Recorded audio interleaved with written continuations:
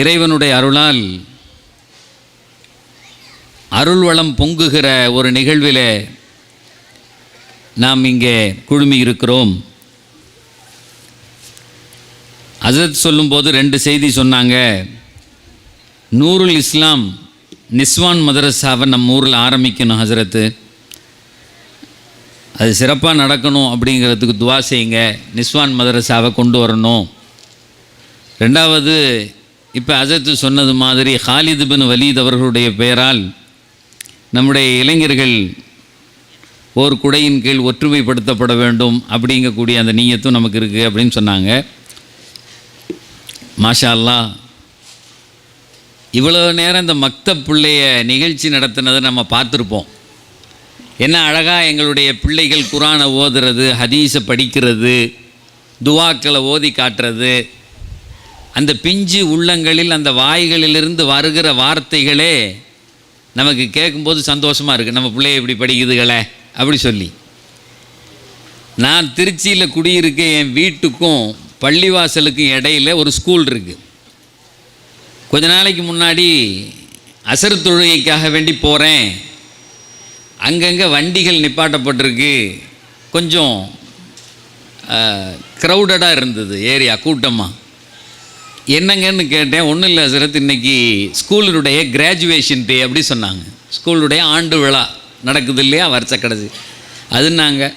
சரின்னு சொல்லிட்டு பள்ளி தொழுவு போயிட்டு திரும்ப வந்துட்டு மகரிப் போகும்போது ஃபுல் ரஷ்ஷு. எல்லா கார்களும் வரிசையாக பெற்றவங்க காரில் வந்து, பெரிய ஸ்கூல் அது, ஒரு எப்படி இருந்தாலும் குறைஞ்சபட்சம் ஒரு 800 பிள்ளைகள் படிக்கிற ஸ்கூலு. எல்கேஜிலேருந்து ஆரம்பித்து மேலே வரையும் இருக்குது, பல செக்ஷன். அது மகரிப் தொழுவ போகும்போது கார்களாக வந்து ரொம்ப க்ரௌடாக அப்படி நின்றுட்டே இருக்காங்க. தொழுது முடிச்சுட்டு வரும்போது ஒரு எண்ணம், என்ன தான் நடக்குதுன்னு பார்ப்போமே அப்படின்னு சொல்லிட்டு ரோட்டுக்கும் அந்த ஸ்கூலுக்கு மைதானத்துக்கு இடையில் ஒரு சின்ன ஒரு குட்டி ஒரு சுவர், அவ்வளோதான். அங்கே என்ன நடக்குதுன்னு தெரியுது ஸ்டேஜில். அங்கே பார்த்தேன். இப்படி வரும்போது நின்று பார்க்குறேன். அந்த ஸ்டேஜ் பெருசாக போட்டிருக்காங்க. இன்றைக்கி ஸ்கூல்களில் கல்லூரிகளில் போடுற மாதிரி டிஜிட்டல் போர்டு வச்சு பயங்கரமாக ஒரு அந்த வில்லா ஆர்கனைசர்ஸ் கொண்டு வந்து இது பண்ணி வீடியோ எடுக்கப்படுது போடுது. அங்கே ஒரு சின்ன பிள்ளை நின்று மேடையில் நின்றுக்கிட்டு இருக்காங்க. ஒரு 6 வயசு இருக்குன்னு நினைக்கிறேன், அவ்வளோதான். ஒரு சின்ன குழந்தை, 6-7 வயசு. ஒரு குத்துப்பாட்டு போட்டு விட்ருக்காங்க. அந்த பிள்ளை ஆடிக்கிட்டு இருக்கு. இன்றைக்கி நம்ம சொல்கிறோம்ல, ஒரு குத்துப்பாட்டு போடுறான், அந்த பிள்ளை ஆடுது. அதுக்கு இது என்ன பாட்டுன்னெலாம் தெரியாது, சும்மா கையை காலை இப்படி ஆட்டுது, அது நின்றுக்கிட்டு இருக்கு. அதை பெற்றது முன்னாடி நின்று வீடியோ எடுத்துக்கிட்டு இருக்கு. அதை பெற்றது இல்லை ஒன்று, அது நின்று இப்படி வீடியோ எடுத்துக்கிட்டு இருக்கு. பார்த்தா தெரியுது இங்கேருந்து. அந்த வீடியோவை துபாயில் உட்காந்து அந்த பிள்ளை அதை பெற்றது, அது கட்டுனது ஒன்று இருக்கும்ல, அது பார்த்துக்கிட்டு இருக்க. என் பிள்ளை என்ன ஆட்டம், என்ன ஆட்டம், ஆடுறா அப்படின்னு குத்துப்பாட்டுக்கு ஆட விட்டு பெற்ற அத்தாவும் அம்மாவும் பார்க்குறாங்க. நான் சொன்னேன், நாளைக்கு மூஞ்சிலே குத்தும், நறுக்குன்னு குத்துவான்ல. இன்றைக்கி ஆட விட்டா நாளைக்கு என்ன செய்வான், மூஞ்சிலே குத்துவான், மிதிப்பான். அல்லா என் பிள்ளை அடிக்கிறானே உதைக்கிறானே திரள விட்டானேன்னா நீ வளர்க்குற மாதிரி தானே அது விளங்கும். நீ எப்படி பிள்ளைய வளர்க்குறியோ.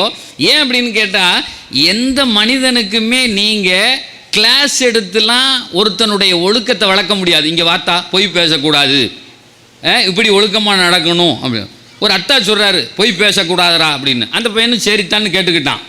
ஒரு வாரம் கழித்த உடனே அத்தாவை பார்க்குறதுக்கு ஒரு கூட்டாளி வர்றாரு. வந்த உடனே அந்த ஆள்கிட்ட ஏற்கனவே கொஞ்சம் காசு ஈசி வாங்கியிருக்காரு. உடனே வந்த உடனே அத்தா பார்க்குறாரு, இவன் வந்துட்டானா, ஐயோ போச்சுரா அப்படின்னு பையன்கிட்ட சொல்கிறாரு, அத்தா இல்லைன்னு சொல்லிட்டு வா அப்படின்னு. நேராக அந்த பையன் போனான். அவர் நிற்கிறாரு கூட்டாளி. லே உங்கள் ஒப்பனைங்கடா அப்படின்னு கேட்குறான். கூட்டாளி இல்லை. உடனே அந்த பையன் சொல்கிறான், அத்தா இல்லைன்னு சொன்னாருங்கிறான். அவனுக்கு என்ன தெரியும், அது பிஞ்சு புள்ள. அத்தா இல்லைன்னு சொல்லல, ஒன்றும் ஒப்பனை வர சொல்லல, நான் உள்ளே வரட்டா, தூக்கிட்டு வரட்டாடா. கூட்டாளிகள் பேசுவாங்கல்ல, நான் உள்ளே வந்து தூக்கிட்டு வரட்டாடான்னு. உடனே இந்த பையன் போய் சொல்கிறான், அத்தா நான் சொன்னேன், அவர் உள்ளே வர்றேங்கிறாரு. என்னடா சொன்னேன்னு கேட்குறாரு அத்தா. அவன் அழகாக சொல்கிறான், அத்தா வந்து இல்லைன்னு சொன்னாருன்னு. அறிவு கெட்ட பயல, அப்படியா சொல்கிறது, அத்தா இல்லைன்னு சொல்லணும் அப்படின்னு இவன் சொல்லி கொடுக்குறான். அடுத்த மாதம் ஓன்ட்டே அதை போட்டு பார்ப்பான்ல அந்த புள்ள, ஓன்ட்டே அப்படி ஒரு பொய்யை சொல்லுவான்ல. உடனே என் புள்ள பொய் சொல்லிட்டான். நீ தே வில் இமிட்டேட் யூ. இங்கிலீஷில் சொல்கிறான், எத்தபியூக்க. குழந்தைகள் என்றைக்குமே நீ என்ன செய்கிறியோ அதைத்தான் பார்ப்பான், நீ சொல்கிறதெல்லாம் கேட்க மாட்டான். ஸோ சொல்கிறத கேட்க மாட்டான். வீட்டில் அத்தாவும் அம்மா ஒருத்தர் என்கிட்ட வந்தார், அஜர்த்து என் புள்ள கெட்ட வார்த்தையாக பேசுகிறான் ஸ்கூலுக்கு போனதுலேருந்து அப்படின்னாரு. நான் சொல்கிறேன் அப்படிலாம் இருக்காதுங்க, சின்ன பிள்ளைகளுக்கு என்ன தெரியும் அப்படின்னேன். உடனே அவர் சொன்னார், இல்லை அஜர்த்து பேசுகிறான், ஏதாவது துவா இருந்தால் எழுதி கொடுக்காங்களாம், இருந்தாலும் ஓதி ஊதுனா அந்த கெட்ட வார்த்தை போயிடும்னு. நான் உடனே சொன்னேன், அது கெட்ட வார்த்தை இல்லையா, கேட்ட வார்த்தை. நீனும் உன் பொண்டாட்டியும் பேசுனது அவன் கேட்டான், தெருல வந்து பேசுகிறான். எங்கள் ரசூல்லா சொல்லுவாங்க, அல் வலது சிர்ரு அபீஹி, குழந்தைகள் இருக்கிறார்களே பெற்றவர்களின் ரகசியம். உன் வீட்டில் நடக்கிறத பூரா தெருக்கு கொண்டு வந்துடும் புள்ள, அதான் ரகசியத்தை உடைக்கிறது. அதனால பிள்ளைகளை வளர்க்குறது அப்படிங்கிறது நம்ம எப்படி இருக்கோமோ அப்படித்தான் பிள்ளைகளும் வளருவாங்க. தானாக என்ன செய்ய மாட்டாங்க, வளர மாட்டாங்க. ரெண்டாவது, உபதேசம்லாம் பத்தாது. உபதேசம் செஞ்செல்லாம் உலகத்தில் திருத்துறதா இருந்தால் இந்நேரம் உலகம் முழுக்க திருந்திருப்பானே. ஏன் ஜும்மா பயான்கள் பேசப்படாத பள்ளிவாசல்கள் உண்டா? இன்றைக்கி உலகத்திலேயே ரொம்ப இலகுவாக கிடைக்கிறது அட்வைஸ் தான். சும்மா இப்படி நீங்கள் இந்த பள்ளியாஸ்தரில் நொண்டி நொண்டி நடந்து போய் பாருங்களேன், வேறு ஒன்றும் செய்ய வேண்டாம். இப்படி காலை இப்படி தூக்கி தூக்கி நடந்தேன். பார்க்குறவன்லாம் சொல்லுவான், கோவையில் கங்காவுக்கு போயிட்டீங்கன்னா உடனே இந்த காலை சரி பண்ணிடுவாங்களேம்மா. இன்னொருத்தர் சொல்லுவான், கும்போணத்தில் பெஸ்ட்டு டாக்டர் சார் அப்படிம்மா. மூணாவது ஆள் சொல்லுவான், இங்கிலீஷ் மருந்தே திங்காத சாவடிச்சிருவான் உடனே, நம்ம புத்தூர் கட்டு இங்கே வச்சுருக்கேன், அதை போய் ஐயம்பேட்டையில் போனான்னா கெட்டி விடுவான்டான். நீ சும்மா இப்படி நடந்து போனாலே அவன் ஒரு அட்வைஸு. அது லேஸ் மாஸ் அட்வைஸ் கிடையாது. சில பேர்லாம் உன்னை காரில் ஏற்றி அங்கேயே கூப்பிட்டு போயிடுவான், மாப்பிள்ளை வந்துட்டு போயிடுவோம் அப்படின்னு சொல்லிட்டு அனுப்பி வைக்கிறதுல தெளிவாக இருப்பான். அதனால இந்த உலகத்திலேயே கிடைக்கிறது அட்வைஸ் ரொம்ப லேசாக கிடைச்சிடும், செயல்பாடுகள் தான் பிரச்சனை. சகோதரர்களே, இந்த இடத்தில் ஒரு நல்ல செய்தியை சொல்லுகிறேன். ஒரு மதரசாவை ஆரம்பிக்கிறீர்கள். இன்றைக்கி இந்த மதரசாவினுடைய வளர்ச்சிக்கு பிரார்த்தனை பண்ணுவதற்கு தான் இந்த கூட்டம். இன்றைக்கி ஏன் எல்லா ஊர்லேயும் இப்படி மதரசாக்கள் நிஸ்வான்கள் ஆரம்பிக்கணும்னு நினைக்கிறாங்க, ஏன் விரும்புகிறாங்க? நான் அடிக்கடி சொல்கிற ஒரு செய்தி, இப்போ பொண்ணு பார்க்க போனாலே கேட்குறான், உங்கள் புள்ள ஓதி இருக்கா கேட்குறான். கேட்குறானா இல்லையா? சில இடத்துல என்ன செய்கிறான், குரானை கொடுத்து ஓதியும் காமிக்க சொல்கிறான். ஓதுங்க மாப்பிள்ளை, இது பொண்ணு ஓதுமா, ஓதுங்க. பொண்ணு தொழுவுமா, படிச்சிருக்கான்லாம் ரெண்டாவது பட்சம், பொண்ணுக்கு ஓத தெரியுமா தொழுவ தெரியுமா. ஏன் கேட்குறாங்க? இந்த பிள்ளை வந்துச்சுன்னா நம்ம பிள்ளைகளை வளர்க்கும் போது நல்ல பிள்ளைகளாக வளர்க்கும் அப்படின்னு. நான் ஒருத்தர்கிட்ட கேட்டேன், ஏன் மாப்பிள்ளைகளுக்கு மட்டும் அப்படி கேட்குறதே இல்லைன்னே. எந்த மாப்பிள்ளைகளை பார்க்கும்போது மாப்பிள்ளை ஓதி இருக்காரா, எந்த மாதிரி சாலை ஓதுனாரு, குரான் அப்படின்னு கேட்குறதே இல்லை. ஏன் கேட்குறது இல்லைன்னு அவன் சொன்னான் பாருங்கள், ஒரு பதில், பயங்கரமான பதில். அவன் சொன்னான், அப்படின்னா ஒரு பேலுக்கும் கல்யாணம் நடக்காதா செத்துன்னா. எங்கள் ஊர் பேலுக்கு பூரா முத்துநகமராகவே தெரியும், இவனுக்கு இவன் என்னைக்கு ஓதி விளங்கி இவனுக்கு. அதனால தான் நாங்கள் என்ன செய்கிறோன்னா, பொம்பளைய ஓதிருக்காளா, அந்த பிள்ளை ஓதிருக்கா, குடும்பத்தை பார்த்துக்கும் போதும். ஒரு கவிஞன் அழகாக சொல்லுவான், அல் உம்மு மதரசா, அல் உம்மு மதரசா ஒ இன் அதத்தஹா அதத்த ஜெயிலன் தையிபல் ஆரிக்கு. அரபியில் சொல்லுவான், ஒரு பெண் இருக்கிறாளே அவள் ஒரு யூனிவர்சிட்டி, அவள் ஒரு யூனிவர்சிட்டி. அல் உம்மு மதரசா ஒ இன் அதத்தஹா, if you prepared a woman, a woman is a university, a woman is a college. If you prepared a woman, you prepared a generation அப்படின்னு சொல்கிறான். நீ ஒரு பெண்ணை மட்டும் ஒழுங்காக உருவாக்கி விட்டால் ஒரு தலைமுறையை உருவாக்கி விட்டால், அந்த பெண்ணு போகிற வீட்டில் அந்த பிள்ளைகளை பார்த்து குரான் சொல்லி கொடுத்து படிக்க வச்சு ஓத வச்சு அந்த கணவனையும் சேர்த்து பார்த்து கொள்ளுவாள். அதனால் இந்த மதரசாக்கள் அப்படிங்கிறது, இந்த நிஸ்வானங்கள் அப்படிங்கிறது இன்றைக்கு காலத்தின் தேவையவை. இன்னைக்கு காலத்தின் தேவை கொண்டு வரணும்.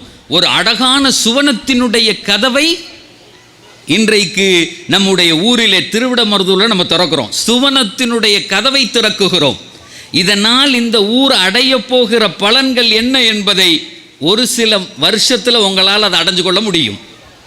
ஸ்கூல்களில் எம்மா கொஞ்சம் அமைதியாக இருங்கடாங்க, சத்தம் போடாதீங்க, சத்தம் போட்டால் வர்றது நின்றும். எதெல்லாம் சொல்லிகிட்டு இருப்பேன், நான் பாட்டுக்கு டக்கு நிப்பாட்டிட்டு அடுத்தது. இந்த சில வருடங்களிலே நம் ஊரில் உள்ள பிள்ளைகள் ஓதி ஆலிமாக்களாக ஆகி அவங்க திருமணம் முடித்து போகிற ஊர்களில் போய் ஓதி கொடுக்க ஆரம்பிச்சிடுறாங்க. எத்தனையோ இடங்களில் ஸ்கூல்களில் போய் சேர்ந்து ஓதி கொடுக்க ஆரம்பிச்சிடுறாங்க. எல்லாத்தையும் விட தங்கள் பிள்ளைகளை பார்த்து கொள்ளுகிறார்கள். அவங்களுக்கு குரானை சொல்லி போதும், அது போதும்.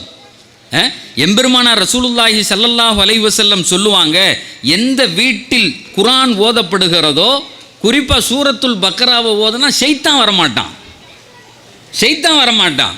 உங்களுக்கு ஒரு செய்தியை சேர்த்து சொல்லுகிறேன். குரானிலே அல்லாஹ் சொல்லுவான், அவலம் யக்ஃபிஹிம் அன்னா அன்சல்னா இலைக்கல் கிதாப். அட உனக்கு என்னையா வேணும்? குரானை இறக்குனது மட்டும் உனக்கு போதாதா? குரானை உனக்கு இறக்கி தந்திருக்கமே, அதை விட ஒரு செல்வம் உங்களுக்கு என்ன வேணும்? இன்னொரு செய்தியும் நான் சொல்லுவேன், நிர்வாகிகள் கோபித்து கொள்ளக்கூடாது, என்ன வருத்தப்பட்டுக்க கூடாது. இந்த நிஸ்வான் ஆரம்பிக்கிறதே லேட்டு. உலகம் எங்கேயோ போயிடுச்சு. இன்னைக்கு பெற்ற பிள்ளைகளை ஆணோ பெண்ணோ வச்சுக்கிட்டு அவன் படுற பாடு பெரும்பாடாக இருக்குது. போகிற ஊர்களெல்லாம் சொல்கிறேன், 2 பிரச்சனை. தமிழ்நாட்டில் மெட்ராஸிலிருந்து கன்னியாகுமரி வரையும் பயணப்படுகிறேன். எல்லா ஊர்லேயும் சொல்கிறது 2 பிரச்சனை. ஆண் பிள்ளையாக இருந்தால் போதை கடிமையாகிறான், தவிர்க்க முடியல, போதை கடிமையாகிறான். அந்த பிள்ளைகளை உங்களால் காப்பாற்ற முடியல. பெண் பிள்ளையாக இருந்தால் இந்த செல்ஃபோனு, அந்த காதல். என்னாச்சு உட்காந்துட்டாங்களா? கொஞ்சம் அமைதியாக உட்காருங்க, ஒரு 10 நிமிஷம் தான் பேசுவேன். நான் ஏற்கனவே சொன்ன மாதிரி ஏதோ போகிற போக்கில் பேசலாம். உங்கள் ஊருக்கு வரல, கஷ்டப்பட்டு வந்திருக்கேன், சிரமப்பட்டு வந்திருக்கேன். நேற்று நைட்டு செந்திலிப்பட்டினா காலையில் காலேஜ் 4:30 மணி வரையும் திருச்சியில் ஜமால் முகமது கல்லூரியில் இருந்துட்டு 4:30 மணிக்கு 5 மணிக்கு கிளம்பி அங்கேருந்து வேகமாக காரில் வந்துட்டு நான் இன்னைக்கு திரும்ப போய் நாளைக்கு காலையில் ஆலங்குடிங்கிற ஊரில் பட்டமளிப்பு விழா, நாளைக்கு நைட்டில் கோபால்பட்டினம் அந்த இதில் கோட்டைப்பட்டினத்தில் பட்டமளிப்பு விழா. சிரமத்துக்கு மத்தியில் தான் வந்திருக்கோம். சும்மா விளையாட்டுத்தனமாக வரல, ஜோக்காக பேசுகிறதுக்கு நான் இங்கே வரலை, விளையாட்டுக்கு வரல. என் சிரமத்தையும் மீறி வந்திருக்கேன்னா இந்த ஊர் வளப்பட வேண்டும், உங்கள் ஊர் சிறப்பாக இருக்க வேண்டும், செழிக்க வேண்டும், செல்வம் கொழிக்கணும், அருமையான பிள்ளைகளை நீங்கள் பெற்றெடுக்க வேண்டும். உங்கள் ஊர் பிள்ளைகள் வெளிநாட்டுக்கும் மற்ற இடங்களுக்கும் போகும்போது எந்த ஊருப்பா நீயே இவ்வளோ அருமையான குணத்தோடு இருக்கார, யார் நீ அப்படின்னு கேட்கும்போது எங்கள் ஊர் திருவிடமருதுங்க. அடாடாடா, இப்படிப்பட்ட பிள்ளைகள் அந்த ஊர்லேருந்து உருவாகி வர்றாங்கன்னு சொல்லணும். அப்படின்னு சொல்கிறதுக்கு தான் இந்த நிகழ்ச்சி இங்கே ஏற்பாடு பண்ணப்பட்டிருக்கிறதே தவிர வேறொரு. அதனால் கொஞ்சம் ஒரு 10 நிமிஷம் கொஞ்சம் அமைதியாக இருங்க, அதோடு நான் முடிச்சுடுறேன். 2வது, நீங்கள் பேசிகிட்டே இருந்தால் என் பேச்சு தானாக டவுன் ஆயிரும், நான் ஓடாது. அப்படியே முகத்தை பார்ப்பேன், ஓடுற வரையும் ஓடும், அப்படி இல்லைன்னா நிப்பாட்டிட்டு கீழே வந்துடும். அதனால் கொஞ்சம் நேரம் அமைதியாக இருந்தி அப்படின்னு சொன்னால். இப்போ முதல் விஷயம் என்ன அப்படின்னு சொன்னால், இந்த என் பிள்ளை ஆண் பிள்ளையாக இருக்கான், எந்த நேரமும் மொபைலை வச்சுக்கிட்டே இருக்கான், அல்லது இந்த போதைப் பொருளை அவன் எதுவும் பயன்படுத்திடக்கூடாது. ஒரு செய்தியை சொல்கிறேன். சமீபமாக இஸ்லாமியர்கள் அடர்த்தியாக வாழுகிற ஒரு ஊருக்கு அழைக்கப்பட்டிருந்தேன் பேச்சுக்கு. மகரிப் பின்னாடி பேச்சு, அசருக்கே அந்த ஊருக்கு போயிட்டு அந்த பள்ளியை ஒட்டி பெரிய மைதானம், அந்த மைதானத்தில் எம்மாடி கொஞ்சம் அமைதியாக இருங்கம்மா, கொஞ்சம் உட்காருங்களேன், அத்தா அவங்கள உட்கார சொல்லுங்கள், ஏன்னா போதுகளும். மைதானத்தில் கிரிக்கெட் விளையாடிக்கிட்டு இருக்கான் அசருக்கு அப்புறம் பையன். நான் காரை கொண்டு போய் நிப்பாட்டிட்டு தொழுகைக்க வேண்டி பள்ளிக்கு வர்றேன். எனக்கு முன்னாடி ஒரு பையன் ஒது செஞ்சுக்கிட்டு இருக்கான். நான் பின்னாடி போய் நிற்கிறேன், அந்த பையன் ஒது செஞ்சுட்டு வரட்டும் அப்படின்னு சொல்லிட்டு. அந்த பையன் ஒது செஞ்சுட்டு என்னை திரும்பி பார்த்தவன் டபக்குன்னு திரும்பிக்கிட்டு என்னமோ செய்கிறான். அவன் சுயத்தில் இல்லை, என்னமோ ஒன்று படபடப்பாக இருக்கான், என்னமோ ஒன்று கைகாலெலாம் ஒரு மாதிரி ஆகுது, டக்குன்னு என்னமோ தண்ணியை தோட அப்படிங்கிறான். நான் ஒது செய்ய போனவன் பேசாமல் நின்றுட்டே இருந்தேன், அந்த பையன் வரட்டுமே அப்படின்னு. சின்ன பள்ளி, ஏன்னா டக்குன்னு என்ன செஞ்சான், போயிட்டான் பள்ளிக்குள்ளே. நான் போய் ஒது செய்கிறதுக்கு அந்த இடத்துல நின்று பார்க்குறேன். அந்த இடத்துல ஒரு பொட்டணம் கிடக்கு. இப்போ இந்த கூல் லிப்புன்னு ஒன்று விற்கிறான்ல கடையில், கூல் லிப்புன்னு ஒன்று விற்கிறான். அதை இந்த பிள்ளைகள் வாங்கி ஸ்கூல் பிள்ளைய இந்த நாக்கு கடியில் வச்சுக்கிறான். அதில் என்ன அதை வச்சுக்கிறான், அது பாக்கு மாதிரி விற்கிது. அந்த பொருளை இந்த பையன் துப்பியிருக்கான். இவர் யாரோ தாடி வச்சுக்கிட்டு நிற்கிறாரேன்னு தண்ணியை அடித்து அதை தள்ள பார்க்குறான், போக மாட்டுக்கு. அவனுடைய முயற்சியில் ஒன்றும் பலன் இல்லை, தள்ளி பார்த்தான், விட்டுட்டு போயிட்டான். சரி, இவர் யாரும். சகோதரர்களை, ஒரு செய்தியை சொல்லிக் கொள்ளுகிறேன். அடர்த்தியான முஸ்லீம் ஊர், தொழக்கூடிய பிள்ளை. அடர்த்தியான முஸ்லீம் ஊர், தொழுகிறதுக்கு தான் உதவி செய்ய வந்திருக்கான். ஆனால் இது என்னன்னு அவனுக்கு தெரியல. ஒரு கூழ்லிப்பை வாயில் வச்சுட்டு அதை துப்பிட்டு அதை எப்படி இது என்ன செய்யன்னு தெரியல. ஒரு உண்மையை சொல்லுகிறேன். சமீபமாக எங்களுடைய கல்லூரியில் இந்த பசங்க நிறைய போதைக்கு உலகத்தில் அடிமையாகிறான் அப்படின்னு சொல்லிட்டு கல்லூரிகள்லேருந்தே அவங்களுக்கு ஒரு விழிப்புணர்வு கொடுப்போம், அந்த பசங்களை வச்சே ஒரு அவேர்னஸ் கேம்ப் பண்ணுவோம் அப்படின்னு சொல்லிட்டு ஒரு நிகழ்ச்சியை நடத்தினோம். அந்த நிகழ்ச்சியை நடத்துகிற பொறுப்பு என்னை சார்ந்தது. நான் திருச்சியில் இருக்கக்கூடிய ஒரு பெரிய டாக்டர், அவர் கேன்சர் இன்ஸ்டிடியூட் வச்சுருக்காரு திருச்சியில். அவரை போய் இதுக்குன்னு அழைச்சி கொண்டு வந்து பேச வச்சோம். அவர் இந்த போதை பயன்படுத்தினால் என்ன நடக்கும்னு, இங்கே வந்திருக்கக்கூடிய உங்களினுடைய சகோதரர் ஸ்கூலில் கல்லூரியில் படிக்கலாம், உங்கள் பிள்ளைகள் படிக்கலாம், உங்கள் பேர பிள்ளைகள் படிக்கலாம். சகோதரிகளே, எச்சரிக்கையாக கேட்டுக்கொள்ளுங்கள். அந்த பிள்ளை விளையாட்டுத்தனமாக செய்கிறது எங்கே போய் முடியும் அப்படிங்கிறத அவர் சொன்னார். ஒரு 1.25 மணி நேரம் பேசினார். இந்த போதை இன்னைக்கு எப்படி தெரியாமல் உள்ளே போகுது, இந்த பசங்க எப்படி அதில் போய் அடிக்ட் ஆகிறான் அப்படிலாம் பேசிட்டு கீழே இறங்கும்போது என்னை கூப்பிட்டு சொன்னார், சார் சில விஷயத்தை மேடையில் பேச முடியல, உங்கள்கிட்ட சொல்லிட்டு போயிடுறேன், சொல்கிறீங்களான்னார் என்கிட்ட. சரிங்க சார், சொல்கிறேன் சார், சொல்லுங்கள் சார்ண்ணே. சார், இந்த கூல் லிப் மாதிரி பொருளை ஒரு 8வது 9வது படிக்கிற பையன் வாயில் வச்சான்னா கேன்சர் வரும், சுகர் வரும், பிபி வரும் அப்படிங்கிறதெல்லாம் 2ஆம் பட்சம் சார். முதல்ல ஒன்று வரும் சார், அதை பசங்கள்கிட்ட சொல்லிடுங்க, மேடையில் சொல்ல முடியலன்னார். நான் என்னங்கன்னு கேட்டேன். அவர் சொன்னார், அவனால் பிள்ளை பெக்கிற தகுதியை இழந்து போவான் சார்னார். நான் சொல்கிறது விளங்குதா? பிள்ளை பெக்கிற தகுதியை அவன் இழந்து போவான். அவனால் பிள்ளை பார்க்க முடியாது, தெருவா அலையணும். திருச்சியில் வந்து பாருங்க, தெருக்கு 10 கடைகள். என்ன தெரியுமா? இந்த ஃபெர்டிலிட்டி சென்டர், குழந்தை உருவாக்கும் மையங்கள் தெருவா நிற்கிறான். ஒரு காலம் இருந்தது சர்வ சாதாரணமாக 10 உள்ள இருக்கும் ஒரு வீட்டில். இருந்துச்சா இல்லையா சார்? அந்த ஜென்ரேஷனை பற்றி இப்போ என்ன பேச சொன்னீங்கன்னா அழகாக பேசுவேன். 40லேருந்து 60 வரையும் உள்ள போர்க்காலம் நடந்த ஜென்ரேஷன், அது ஒரு வகையானது. வறுமையில் வாழ்ந்த ஜென்ரேஷன், போர் நடக்கும்போது சோறெல்லாம் இல்லை. 60லேருந்து 80 வரையும் வந்த அந்த மக்கள் இருக்காங்களே, அவங்களுக்கு பேர் பூமர், பேபி பூமர் ஜெனரேஷன் பேர் வச்சுருக்காங்க அன்னைக்கு.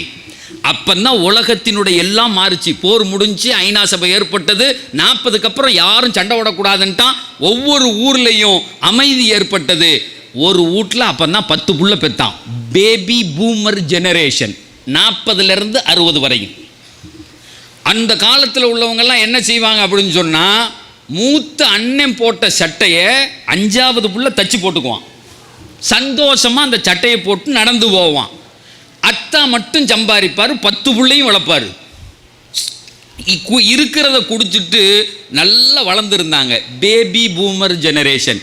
இன்னைக்கும் கூட யாராவது கூப்பிட்டு அட்வைஸ் பண்ணிக்கிட்டு இப்படி தெரிஞ்சால் அவனுக்கு பேர் பூமர் பாய்ம்பான், பூமர் அங்கிள் அப்படின்னு ஒரு பேர். அது எதுன்னா கூப்பிட்டு அப்படி செய் இப்படி செய்ய, இவனை 40க்கு தள்ளிடுறான். இவன் 40லேருந்து 60 கேஸு, 60லேருந்து 80 வராதரா அப்படிங்கிறான். அடுத்து ஒரு ஜென்ரேஷன் வந்தான், அதுக்கு அடுத்த ஜென்ரேஷன், அவனுக்கு பேர் என்ன தெரியுமா சொல்கிறான்? எக்ஸ் ஜெனரேஷன் அப்படின்னு சொன்னான். இதெல்லாம் புரியணுங்கிறதுக்காக வேண்டி சொல்கிறேன் சார். நம்ம பெத்த பிள்ளையில இன்னைக்கு நம்மளால் புரிய முடியலை. தாய்மார்களை உங்களுக்கு தான் சொல்கிறேன், நாம் பெத்த பிள்ளைகள் பேசுகிற பேச்சு நமக்கு விளங்கலை. ஒரு பையன் காலேஜில் நடந்து வரான், ப்ரோ அப்படிங்கிறாங்கன்ட்டு. ப்ரோ அப்படின்னா, என்னடா புரு காப்பி விற்கிறியாடா, இங்கே வாடா, என்னடா ப்ரோன்னா அவன் சொல்கிறான், இல்லை சார் பிரதர் அப்படிங்கிறத சுருக்கி ப்ரோ. ஆமாம், மம்மின்னு ஒரு காலத்தில் சொல்லிக்கிட்டு இருந்தான், அதை சுருக்கி மம்ஸ் அப்படிங்கிறான். அப்பனை எப்படா அப்போ கூப்பிடுவேன் அப்படின்னா, அதெல்லாம் அவரை கூப்பிட்டாதானே பிரச்சனைங்கிறான். அதால ஏன் நம்ம போய் கூப்பிடணுங்கிறானே. அப்படி ஒரு பிள்ளையில நான் சொன்னேன், எங்கள் அத்தா காலத்திலாம் வீட்டுக்குள்ளே தாப்பனார் வந்தால் எந்திரிச்சு நின்றுக்குவோம்யா, அல்ல ரூமுக்குள்ளே போயிடுவோம் அப்படின்னு. நானும் அப்படித்தான் அப்படின்னு ஒரு பையன். நான் சொன்னேன், என்னம்மா வளர்த்துருக்காங்க உங்கள் அத்தாவும் அம்மா ஒன்று அப்படின்னு. அவன் சொல்கிறான், அந்தால் தெருவாசலில் வந்தால் பின்னாடி போயிடுவேன் சார்னா. என்னடா வித்தியாசமாக சொன்னேன், அந்தால் நொய் நொய் சார் இப்படி சொல்கிறான். யார்? பெத்த தாப்பனை நொய் நொய்ங்கிறாரு சார். நின்னா ஏன் நிற்கிறேங்கிறாரு, உட்காந்தா ஏன் உட்காந்து, ஒரே மொபைலில் திட்டிக்கிட்டே இருக்காரு சார். நான் பேசுகிறதே இல்லை. அவருக்கு பேர் மிஸ்டர் பெர்ஃபெக்ட்னு வச்சுருக்கேங்கிறான். யார்? பெத்த அப்பனுக்கு இவன் பேர் வைக்கிறான். அப்பன் தான் பிள்ளைக்கு பேர் வைக்கணும். இவன் சொல்கிறான், எங்கள் அப்பனுக்கு மிஸ்டர் பேர். எப்போ பார்த்தாலும் வச்சியா இதையே இங்கே வச்சா கேட்பார்ல, கேட்பார்ல. பெற்றவர்னா கேட்க தானே சார் செய்யணும். அப்போ 60 வயசுலேருந்து 60லேருந்து அந்த 80லேருந்து அடுத்து உள்ள அந்த எக்ஸ் ஜெனரேஷனுங்கிறான். எக்ஸ்னா ஜெராக்ஸ் ஜெனரேஷன். ஜெராக்ஸ்னால் என்ன அப்படின்னு சொன்னால், அவங்க எது சொன்னாலும் சரிம்மா, டே இங்கே வாடா, இந்த இவங்கள்ட்ட கேட்டால் தெரியும். 80 அந்த 60லேருந்து 80 உள்ள பிள்ளைகளை கூப்பிட்டு, அந்த 80க்கு மேலே உள்ள கூப்பிட்டு, இங்கே வாடா அந்த பொண்ணை கட்டிக்கடா, இந்த இவங்க காலத்தில் கேளுங்க, ஏன் தான் கட்டணும், ஒரு பேர் கேட்டதில்லை, அப்படி கட்டிக்குவான். ஒரு பொண்ணை கூப்பிட்டு, இவர் தாம்மா மாப்பிள்ளை, இன்றைக்கெல்லாம் பேசிடுங்களேன் பார்ப்போம் உங்கள் பிள்ளைகள்கிட்ட, இவர் தான் மாப்பிள்ளைன்னு. அத்தாவை திருப்பிடுவா, ஓயா அப்படின்பா. இன்னைக்கு காலம் வேறு, அதை புரிஞ்சுக்கிறதுக்கு தான் அது. என்ன சொன்னாலும் இந்த சட்டையை போட்டுக்கடா அப்படின்னு அத்தா வாங்கி தந்தா பெருநாளைக்கு அந்த சட்டையை போட்டு போவான். அது தொலைன்னு தொங்கிக்கிட்டு இருக்கும். அந்த சட்டையை போட்டு சந்தோஷமாக திரிவாங்கல்ல. எக்ஸ் ஜெனரேஷன், ஜெராக்ஸ் ஜெனரேஷனுங்கிறான். அன்றைக்கி ஒருத்தர் சொன்னார், பையன் வந்து அத்தாட்ட போய் அம்மாட்ட கேட்டிருக்கான். இப்போ யாரும் அத்தாட்ட தான் பேசுகிறது இல்லையா, அம்மாட்ட. இங்கே எம்மா, நான் வந்து பெரிய பையன் ஆகிட்டேன், +2 வந்துட்டேன், நான் போய் திருச்சியில் சட்டை வாங்கிக்கிறேன், இந்த அவருக்கு வாங்க தெரிய மாட்டேங்குது, அந்த ஆள் வாங்க வேண்டாம் அப்படி வேற, அவர் காசு மட்டும் இன்னைக்குதாடான்னு. அந்த அம்மா சொல்லிக்கிறே, ஒத்தா கோவக்காரரா, இந்த பெருநாளைக்கு போட்டுக்கடா, அவர் வாங்கி தர கெரு அப்படின்னா எனக்கு சட்டையே வேணாம். இன்றைக்கி அப்படி தான் பேசுகிறான். ஒன்று இங்கே நிற்கிறான், இல்லைன்னா பல்ட்டி அடித்து அங்கிட்டு போயிடுறான், அப்படின்னா எனக்கு சட்டையே வேணாம். இந்த அம்மா சொல்லி சொல்லி பார்த்துச்சிங்களே வேணாண்டான்னு. அவன் சொல்லிட்டான், எனக்கு என்னன்னா வாங்குவேன், அவ்வளோதான். சரி ஒத்தா கடையை முடிச்சுட்டு வரட்டும், அவர்கிட்ட பேசிக்கோன்னு. அவர் கடையை முடிச்சுட்டு வந்து காசு எண்ணிக்கிட்டே இருக்கார். இந்த அம்மா மெதுவாக சொல்லுது, ஏங்க நம்ம ரம்ஜானுக்கு பையன் அவனே சட்டை அவன் என்னடி எடுப்பான், நாளைக்கு காலையில் அவனை வர சொல்லிட்டுட்டார் அத்தா. வர சொல்லுன்னு சொல்லிட்டாரு. இப்போ அத்தா காலையில் கிளம்பியாச்சு. கடைக்கு போகிற ஆள் எப்படி இருப்பாருன்னு தெரியும்ல. அவர் சொல்கிறாரு, வாடா சட்டை எடுக்கணுன்னு. இதுவரையும் அத்தா கூட போனால் கையை பிடிச்சிக்கிட்டே போகிறவன், இப்படி சுண்டு வரல பிடிச்சிக்கிட்டே எங்கே போனாலும் அத்தா பைக்கில் என்ன ஒரு ரவுண்ட் அடி இப்படி பேசிக்கிட்டு இருந்தவன் அன்னைக்கு சொல்கிறான், வருவோம்ல அவர் சொல்கிறார், கடைக்கு வரானு வருவோம்ல அப்படிங்கிறான். இப்படி உங்கள் வீட்டில் ஒரு புள்ள சொல்லுச்சுனாலே முடிவு பண்ணிருந்தா அது பெரிய பிள்ளை ஆயிடுச்சு.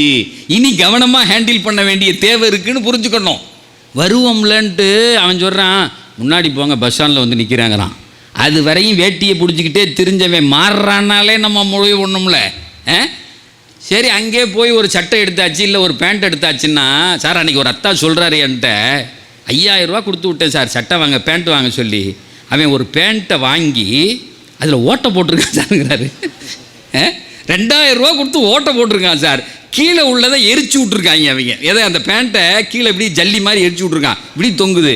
பெருநா அன்னைக்கு அதை போட்டு நடந்து வரான் சார், பக்கிரிசா மாதிரியே இருக்குது சார். அந்த வயிற்றுச்சலாம் இல்லை, 5000 கொடுத்து அந்த பையன் சந்தோஷமாக போட்டு வர்றான். கீழே எரிச்சு தொங்குது, இங்கே 2 ஓட்டை போட்டிருக்கு. அந்த பேண்ட்டையும் சட்டையும் போட்டு உங்கள் பிள்ளை இப்படி நடந்து வந்தா பெத்த அப்பன் சந்தோஷப்படுவான்ல. They have born in the light of media அப்படிங்கிறான். டிஜிட்டல் கிட்ஸுங்கிறான். டிஜிட்டல் கிட்ஸ் இன்னைக்கு இந்த தாத்தாக்கு தெரிலன்னா மொபைலை கொடுத்தோன்னா இப்படி சக்குன்னு அடித்தா மொபைலில் மாற்றிடுது. 2.5 வயசு புள்ள தொட்டியில் படுத்துக்கிட்டு ஃபோனை வாங்கி யூடியூப்பில் போய் பாட்டு வச்சிருது. நம்மள்கிட்ட கேட்டால் எவ்வளவு யூடியூப் எங்கே இருக்குன்னே தேடிக்கிட்டு இருப்பான் இவன். 2.5 வயசு தொட்டியில் விடிய ஆடும்போதே அது தள்ளுதே. வேற காலம், வேற புரிதல். எக்ஸ் ஜெனரேஷன்னா அது பூரா எக்ஸ் என்னன்னா சொல்கிறத கேட்பான். ஜெராக்ஸ் ஜெனரேஷன், யார் அத்தா சொன்னா அம்மா சொன்னா அப்படின்னு கேட்பான். அதுக்கப்புறம் ஒரு ஜெனரேஷன் வந்தான், 80லேருந்து ஆரம்பித்து 2000 வரையும். அவன் முக்கியமான ஜெனரேஷனுங்கிறான். அதை பற்றி என்ன பெத்த பிள்ளையில புரிஞ்சுக்கிறதுக்காக வேண்டியது சொல்கிறேன். இது ஒரு ஸ்டடி, உலகமே இதை ஒத்துக்குது. ஒரு ஸ்டடி அது. அந்த ஆளுக என்ன அப்படின்னு சொன்னால் ஒய் ஜெனரேஷன்னா அடுத்த வந்த ஜெனரேஷன். எதுலேருந்து 80லேருந்து 2000 வரையும் வந்தவன் ஒய் ஜெனரேஷன். ஒய் ஜெனரேஷன்னா என்னன்னா ஏன்னு கேட்பான். ஒய்னாலே என்ன அர்த்தம்? ஏன். நீ எதையாவது கூப்பிட்டவன்ட்ட சொன்னா ஏன் செய்யணும், இல்லை படுறா ஏன் படிக்கணும் அப்படிமா. எதை கேட்டாலும் கேள்வி கேட்குற ஜெனரேஷனாக ஒருத்தன் உருவானா, அது இயற்கையிலே உருவானா. ஆனால் கேள்வி கேட்குறானே இவன் பெரிய அறிவாளியாக இருப்பான் பொழுது நீ பதில் சொன்னால் அதை கேட்கவே மாட்டான். நான் சொல்கிறது விளங்குதா? கொஞ்ச காலத்துக்கு முன்னாடி தீனை பற்றி நம்ம பேசாதே ரசூல்லா சொல்லியிருக்காங்கன்னு ஏன் சொன்னார், எந்த புக்கில் சொன்னார்னு கேட்டான். புகாரியில். அப்படியான்னு போயிடுவான். இவன் என்னமோ புகாரியை கேட்குறானே, நம்பர்லாம் கேட்குறானே உடனே இவன் பயங்கரமாக எதையாவது யோசிச்சிருவான்னா ஒரு இடவும் விளங்காது. அந்த இடப்பட்ட காலம் விளங்குதா? எதுக்கு எடுத்தாலும் ஏன், எந்த புக்கில் வந்திருக்கு, நம்பர் சொல்லு அப்படிலாம் கேட்டுக்கிட்டாலங்க. அப்புறம் என்னன்னே தெரியாமல் அப்படி நடந்து போயிட்டான். Y generation. இது நான் சொல்லலை, சயின்டிஃபிக்காக ப்ரூவ் பண்ணுறான். ஒய் எதை சொன்னாலும் ஏன், எதுக்கு. இந்த கொஞ்சம் முன்னாடி உள்ள தலைமுறைகள்லாம் இருக்குல்ல, இதை இப்படி செய்ப்பா அப்படின்னு சொன்னால் ஏன்னா. இப்போ இருக்குல்ல ஜென் அப்படிங்கிறான், ஜென் இசட்டுங்கிறான். இப்போ உள்ள பிள்ளைகள் புது கட்சியெல்லாம் அதை வச்சு பேஸ் பண்ணி தான். இவன் 2000லேருந்து ஆரம்பித்து 20 இப்போ தான் ஓட்டு போட வந்திருக்கான். இவன் அதை விட இவன் டிஜிட்டல் கிட்ஸு. இவன் எவனையுமே பார்க்க. அத்தாவும் மாமாவும் பேசிக்கிட்டு இருக்காங்க வீட்டில் உட்காந்து. ஒரு காலத்துலலாம், இப்போ ஆஜியார் காலத்துலலாம் யாராவது சொந்தக்காரங்க வர்றாங்க அப்படின்னு சொல்லிட்டாலே ஒரே குதூகலமாக, எங்கள் மாமா வர்றாருல, எங்கள் பாரு எங்கள் மாமா அப்படிமா, எங்கள் தாத்தா வருது இல்லை பாரு என் தாத்தா அப்படின்னு. அவர் கும்போணத்தில் இறங்கி ஒரு கடையில் சுவீட்டை வாங்கிட்டு வருவார். அது 1 மாதம் சுவீட்டாக இருக்கும். அதை விட்டெஞ்சு அடித்தா மண்டை உடஞ்சி போயிடும். அப்படி தான் இருக்கும் சுவீட்டு, சண்டை ஓட்டு. அந்த மைசூர் பாக்கை எடுத்துக்கிட்டு பக்கத்து வீட்டுக்கு போயிடுவான். எங்கள் மாமா அது கடிக்கவும் முடியாது, மாமா வாங்கிட்டு வந்துச்சில்ல அப்படின்ட்டு இருப்பான். இப்போ பெத்த மாமாவும் அத்தாவும் உட்காந்து பேசிக்கிட்டு இருக்காங்க, பையன் வர்றான், டே மாமா வந்திருக்காரா அப்படின்னு இப்படி பார்க்குறான். ஹாய் மாம்ஸ், ஹாய் அப்படின்ட்டு போயிட்டே இருக்கான். ஹாய் மாம்ஸ் தான், நிற்கிறதுக்கெலாம் நேரம் இல்லையா? யார் நீ மாமாவாக இருந்தால் நான் என்ன செய்ய? அன்றைக்கி காலேஜில் இப்படி அந்த கிளாஸ் முடிச்சுட்டு அந்த கோர்ட் யார்டு இதில் நடந்து வர்ற இடத்துல நடந்தேன். அங்கேருந்து ஒரு பையன் வந்தான், சார் அஸ்ஸலாமு அலைக்கும் அப்படின்னா. இஸ்லாம் யாராவது இப்படி வந்து சந்திப்பாங்க, அஸ்ஸலாமு அலைக்கும். வலைக்கும் இஸ்லாம். என்னையா அப்படின்னு, இன்ஸ்டாவில் வர்ற மாதிரி இருக்குது அப்படின்னா. என்னை பார்த்து இப்படி கேட்குறான், இப்படி மண்டைய இன்ஸ்டாவில் வர்ற மாதிரி இருக்குது அப்படிங்கிறான். முதல்ல இன்ஸ்டானா எனக்கே என்னென்னு விளங்கலை, என்னடா சொல்கிறான் இவன் அப்படின்னு. இன்ஸ்டாவில் வர்ற மாதிரி இருக்குது அப்படின்னா. இல்லைப்பா சொல்கிறது புரியல. இல்லை பயான் கேட்டேன் நல்லா இருந்துச்சு அப்படின்னா. என்கிட்ட பயான் கேட்டேன் நல்லா இருந்துச்சு, இன்ஸ்டாவில் வரீங்க அப்படின்னா. நான் கேட்டேன், இங்கே வாடா 2 வருஷமாக டெய்லி பார்க்குறியாடா அந்த ரோட்டில், நான் இப்படி தானே நடந்து வர்றேன், நீ குறுக்கால வர்றேன்னு ஒன்று. யோ நீ இன்ஸ்டாவில் வரலல்ல அப்படிங்கிறானே. இந்த காலத்து பையனுக்கு மாமாவாக இருந்தாலும் வாத்தியாக இருந்தாலும் இன்ஸ்டாவில் வாயாங்கிறான். பெத்த அப்பனே கூட அதில் ஃபேஸ்புக்கில் வந்திருக்கியா நீ, அக்கௌண்ட் இருக்கா, அப்புறம் என்னடா நீ எனக்கு அப்பன்னு கேட்குறானே. பெத்தவனே விளங்குமா இது காலம்? அப்போ நீங்கள் விளங்க முடியாதுன்ட்டாங்க. லா துறப்பு எங்கள் அப்பா அம்மாரெல்லாம் இப்போ பேசவே முடியாது, அவன் தான் கேட்குறதுக்கே ரெடி இல்லையே. இப்போ இந்த பிள்ளைகள்கிட்ட எப்படி பேசுறது, இந்த பிள்ளைகளை எப்படி உருவாக்குறது, இந்த பிள்ளைகளை எப்படி கொண்டு வர்றது, இவங்களை எப்படி புரிதலில் மட்டும். சார் பெருமானார் சொல்லுவாங்க, குழந்தைகள் இருக்கிறார்களே அல்லாஹ் தருகிற ரஹ்மத் அவர்கள் தங்களுடைய பேர பிள்ளைகளை அணைச்சி வச்சுக்கிட்டு எங்கள் ரசூல்லா சொல்லுவாங்க, அல் வலது ரீஹானத்தும் மின் ரயாஹினில் ஜன்னா, அல் வலது ரீஹானத்தும் மின் ரயாஹினில் ஜன்னா, the childrens are flower of the paradise அப்படின்னு சொல்லுவாங்க. என்ன ஒரு அற்புதமான பெஸ்ட் வேர்ட், அழகான வார்த்தை. குழந்தைகள் இருக்கிறார்களே சுவனத்தின் மலர்கள்னு சொன்னாங்க, சுவனத்தின் மலர்கள் சொன்னாங்க. சாமானியமானதல்ல. இன்றைக்கி நான் சொன்னேன்ல ஏற்கனவே, நினச்சவன்லாம் இன்றைக்கி புள்ள பெக்க முடியலை. தெருக்கு தெரு ஃபெர்டிலிட்டி சென்டர், சொந்தமாக 10 பிள்ளைய பெற்றுக்கிட்டு இருந்தவன் இன்றைக்கி வீட்டில் ஒத்த பிள்ளையை பெக்கிறதுக்கு படாத பாடுபடுறான். அத்தாவும் அம்மாவும் நிற்கதியாக நிற்கிறார்கள். சமீபத்தில் கவர்மெண்ட்டில் சொன்னான், நாம் இருவர் நமக்கு இருவர்னா சொன்னானா இல்லையா? நாம் இருவர் நமக்கு இருவர், நாம் இருவர் நமக்கு ஒருவர்னா. இப்போல்லாம் என்ன சொல்கிறான் அப்படின்னா, நாமே குழந்தைகள் நமக்கேன் குழந்தைங்கிறானே, நாமே விளையாடிட்டு செத்து போயிடுவாங்கண்ணா. எங்கள் மார்க்கம் சொல்லுது அதுதான் இன்வெஸ்ட்மெண்ட்டுப்பா, அல்லாஹ் தருகிற ரஹ்மத்து பாங்குது, அல்லாஹ் தருகிற பேர் உபகாரம்ங்குது. ஒரு கவிஞன் சொல்லுவான், மழை கூட ஒரு நாளில் தேனாகலாம், மழை கூட ஒரு நாளில் தேனாகலாம், மணல் கூட ஒரு நாளில் பொன்னாகலாம், ஆனாலும் அவையாகும் நீயாகுமா, அம்மா என்று அழைக்கின்ற சேயாகுமா. 5000 ஸ்கொயர் ஃபீட்டில் வீடு, வெளியே 2 பென்ஸு காரு நிற்கிது, ஆனால் அந்த வீட்டில் அம்மாவை அம்மானு கூப்பிட்றதுக்கு ஒரு பிள்ளை இல்லை. அந்த வீடு அந்த வீடு கபுருஸ்தான்னு சொன்னாங்க, அந்த வீடு கபுருஸ்தான் சொன்னாங்க. அதனால் பிள்ளைகள் இருக்கிறார்களே அல்லாஹுவின் ரஹ்மத், அவங்கள நம்ம கொண்டாடணும், அவங்கள நம்ம அரவணைக்கணும். நம்ம வீட்டுக்கு அல்லாஹ் ஒரு பிள்ளையை கொடுத்துட்டான்னா அந்த பிள்ளை நாளை நம்மை சுவனத்தில் வந்து சந்திக்கணும், சுவனத்தில் வந்து சந்திக்கணும். சும்மா போகிற போக்கில் ஏதோ கொடுத்துட்டான் வளர்த்து விட்டான் அதான் அப்படிலாம் இல்லை. எப்போதும் சுபுகு தொழுதுட்டு என்னுடைய நண்பர்களோடு போய் ஒரு கடையில் டீ குடிப்பேன். சுபுகு தொழுதோட டீ குடிக்கிற வழக்கம் தரேன், கடைக்கு போவோம், இப்படி குடிப்போம். அந்த டீ கடைக்கு எதிர்த்தாப்பில் இந்த ஃபெர்டிலிட்டி சென்டர், இந்த குழந்தை உருவாக்குகிற மையம் அந்த எதிர்த்தாப்பில் இருக்குது. அது எப்போதும் பூட்டி கிடக்கும். அன்னைக்கு ஒரு நாள் சுபுகு தொழுதுக்கு போயிட்டு டீ குடிச்சிட்டு பேசிக்கிட்டே நிற்கிறோம். ஒரு ஆட்டோவில் ஒரு அப்பா ஒரு அம்மா தான் மகளை கூட்டிகிட்டு வர்றாங்க. அந்த மகள் ஒரு கல்யாணம் பண்ணி கொடுத்த ஒரு பொண்ணு, குழந்தை இல்லைன்னு தெரியுது அது பார்த்தாலே. அந்த அப்பாவும் அம்மாவும் வயசான ஆள்களாக இருக்காங்க, நம்முடைய சகோதர சமயத்தை சார்ந்தவர்கள். இறங்கி ஆட்டோவிலேருந்து அந்த அப்பாவும் அம்மாவும் அந்த பிள்ளைய நடுவில், அத்தா ஒரு கையை பிடிச்சிருக்காரு, அம்மா ஒரு கையை பிடிச்சிருக்கு, அந்த பொண்ணை அப்படியே கூட்டிக்கிட்டு அதுக்குள்ளே போகிறாங்க. அந்த அம்மா சொல்கிற வார்த்தை கேட்குது, என் மகளுடைய வயிற்றில் ஒரு புள்ள பூச்சி வந்துடாதா சார்? அந்த தாயின் வழியை என்னால் விளங்க, நானும் ஒரு பிள்ளைக்கு தந்த, எனக்கும் பிள்ளைகள் உண்டு. ஒரு தந்தை, ஒரு பெண் தாய் அழுகிறா, என் பிள்ளைக்கு ஒரு பிள்ளை தங்கிறாதா அப்படின்னு. 5:30 மணிக்கு காலையில் தன் பிள்ளையில எந்த ஊர்லேருந்து வர்றாங்கன்னு தெரில, அத்தாவும் வயசான ஆளுக. நான் சொல்கிறது விளங்குதா? நான் என்ன சொல்ல வர்றேங்கிறது புரியுதா? பிள்ளைய பெக்கிறது பெரும்பாடாக இருக்குது. அதில் அதை கொடுக்குறான், இதை கொடுக்குறான், அதை தின்னுங்கிறான், இதை தின்னுங்கிறான், தின்னு போட்டு குடும்பமானத்தை கல்யாணம் முடிச்சு அடுத்த நாள் தலாக்கு விட்றான் சார். என்ன விளங்கிதான் இன்னைக்கு பெண்கள் சொல்றா நீ வேணாண்டாங்கிறா. தலாக்குகள் குறைந்து குலாக்கள் அதிகமாகி விட்டது. என்ன வாழ்ந்துட்டோம், என்ன புரிஞ்சிட்டோம்? இப்படிலாம் நடக்கிறதுக்கு என்ன வாழ்ந்துட்டோம் நம்ம? அல்லாஹ் அக்பர்.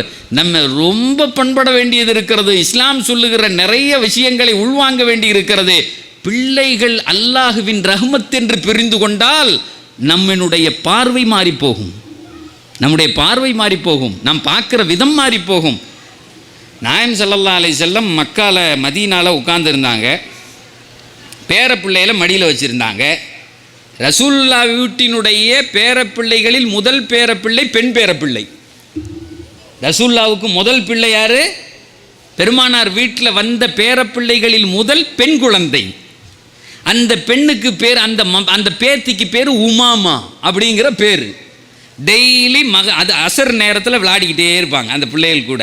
ஒவ்வொரு நேரமும் பெருமானார் காலையில் எந்திரிச்சதுலேருந்து நைட்டு படுக்கிற வரையும் 24 hours என்ன செஞ்சாங்க அப்படின்னு சொல்லிட்டு இன்றைக்கு தனியாக சாட்டு போட்டு கொடுத்துருக்கான். இன்னைக்கு அது வரையும் கொண்டு வந்துட்டாங்க. காலையிலேருந்து ஆரம்பித்து சாயங்காலம் வரையும் ரசூலுல்லாஹ் என்ன செஞ்சாங்க அப்படின்னு சொல்லிட்டு ஒரு குறிப்பிட்ட நேரத்தில் தங்கள் குடும்பத்தினுடைய பிள்ளைகளோடு விளையாடுவார்கள். அசருடைய நேரம். ஒரு நாள் நாயம் ஸல்லல்லாஹு அலைஹி வஸல்லம் இந்த பிள்ளையை வச்சு விளையாடிக்கிட்டு இருக்காங்க. யாரை? தன்னுடைய பேத்தி உமாமாவை கழுத்தில் தூக்கி வச்சு விளையாடிக்கிட்டு. எவ்வளோ பாக்கியம் பெற்ற பிள்ளை அது! எங்கள் பெருமானாரின் கழுத்தில் ஒரு பிள்ளை உட்காருதுன்னா எவ்வளோ பாக்கியம் பெற்ற பிள்ளை அது! கழுத்தில் உட்கார வச்சுக்கிட்டு விளையாடிக்கிட்டே இருக்காங்க. அங்கே அவர் பிலால் பாங் சொல்லிட்டார், கூப்பிடுறதுக்கு வந்துட்டார். வீட்டு வாசலில் வந்துன்னு யாரை சூழல்லாம் தொழுகைக்கு போகணும் சொல்கிறாங்க. நாயம் ஸல்லல்லாஹு அலைஹி வஸல்லம் இப்படி பார்க்குறாங்க. இந்த பிள்ளையை இறக்கி விட்டால் அழுவும்ல. இன்றைக்கி நிறைய வீடுகளில் 99.9 வீடுகளில் எந்த வீட்டிலலாம் புள்ள இருக்கோ அப்பா வண்டி எடுத்தோடனே என்ன ஒரு ரவுண்ட் அடி, ஒரு பேர் ரவுண்ட் அடிக்காமல் வெளியே போயிட முடியாது. சும்மா ஒரு தெருவை சுற்றிட்டு வந்து வீட்டில் விட்டுட்டு தான் போகிறோம். நடக்குதா இல்லையா? கழுத்தில் உட்காந்துருக்கார். பெருமானார் இப்படி பார்த்தாங்க. என்ன சரி வாங்க தொழுவ போகணும், கழுத்தில் வச்சுக்கிட்டே கிளம்பிட்டாங்க. என்ன செஞ்சாங்க? கழுத்தில் பிள்ளையை வச்சுக்கிட்டு நாயம் ஸல்லல்லாஹு அலைஹி வஸல்லம் நேராக கிளம்பி பள்ளியாசலுக்கு வந்தாச்சு. இப்போ இந்த பிள்ளையை இறக்கி விடணும். இறக்கி விட்டா அழுவும், சின்ன பிள்ளை. உடனே சொன்னாங்க காமத் சொல்லுங்கன்னு கழுத்தில் பிள்ளையை வச்சுக்கிட்டே தக்பீர் கட்டிட்டாங்க. Sir, what a wonderful history in the life of prophet. எம்பெருமானார் நடத்தி காட்டி என்ன அழகான வாழ்க்கை அது! கழுத்தில் புள்ள இருக்கு, தக்பீர் கட்டியாச்சு. இப்போ ருக்குவுக்கு போகணும், சுஜூதுக்கு போகணும். குனிஞ்சா என்ன நடக்கும்? கழுத்தில் உள்ள புள்ள கீழே விழுந்துடும். எல்லா சஹாபாக்களும் பார்க்குறாங்க, என்ன தான் ரசூலுல்லாஹ் செய்கிறாங்கன்னு பார்ப்போம். நாயம் ஸல்லல்லாஹு அலைஹி வஸல்லம் ஒன்றும் செய்யலை. தான் பிள்ளையை தூக்கி கீழே வச்சுட்டு ருக்குவுக்கு போனாங்க, சுஜூதுக்கு போனாங்க. எந்திரிச்ச உடனே திரும்ப தூக்கி கழுத்தில் வச்சுக்கிட்டாங்க. What a wonderful human! இப்படி ஒரு மனிதரை, இப்படி ஒரு நபியை, இப்படி ஒரு ரூஹை பார்க்க முடியுமா? என்ன அழகான ரூஹ்! மேலே வச்சுட்டாங்க. பிள்ளைகளிடத்தில் பெருமானார் நடப்பதை போன்று உலகத்தில் நடக்கவே முடியாது. ரொம்ப கவனம் பிள்ளைகளிடத்தில் இருக்கும் பெருமானாருக்கு. ஊர் ஜமாத்துக்கு ஒன்று சொல்லிக்கிறேன், எங்கள் நபி பிள்ளைகள் மீது எப்படி தெரியுமா நடப்பார்கள்? தொழுதுட்டு வெளியே வந்த உடனே பிள்ளைகள் பார்த்து சலாம் சொல்லும். யாரை சொல்ல? அஸ்ஸலாமு அலைக்கும். உடனே நாயம் ஸல்லல்லாஹு அலைஹி வஸல்லம் பேரை சொல்லி கூப்பிடுவாங்க. கூட இருக்கவங்களுக்கெல்லாம் பேர் தெரியாது. இப்போ ஒன்றும் சொல்ல வேணாம். இப்போ நம்மளே யாராவது இந்த ஹாஜியாரை கூப்பிட்டு இந்த பையன் என்ன கேட்டா, யாருங்க பேர்? ஒத்தா பேர்டா அப்படி தான் கேட்போமா இல்லையா? அந்த பையன் பேரெலாம் நமக்கு தெரியுமா? ஒத்தா பேர், ஒத்தா அந்த தெருவா, ஓ சம்சுதீன் பாய் பேரனா, அப்படி சொல்லு, அப்படி தானே தெரியும். ரசூலுல்லாஹ் பார்த்தோன்னே அந்த பையனை கூப்பிட்டு பேரை சொல்லி இங்கே வாயா, பேரை சொல்லி கூப்பிடுங்க.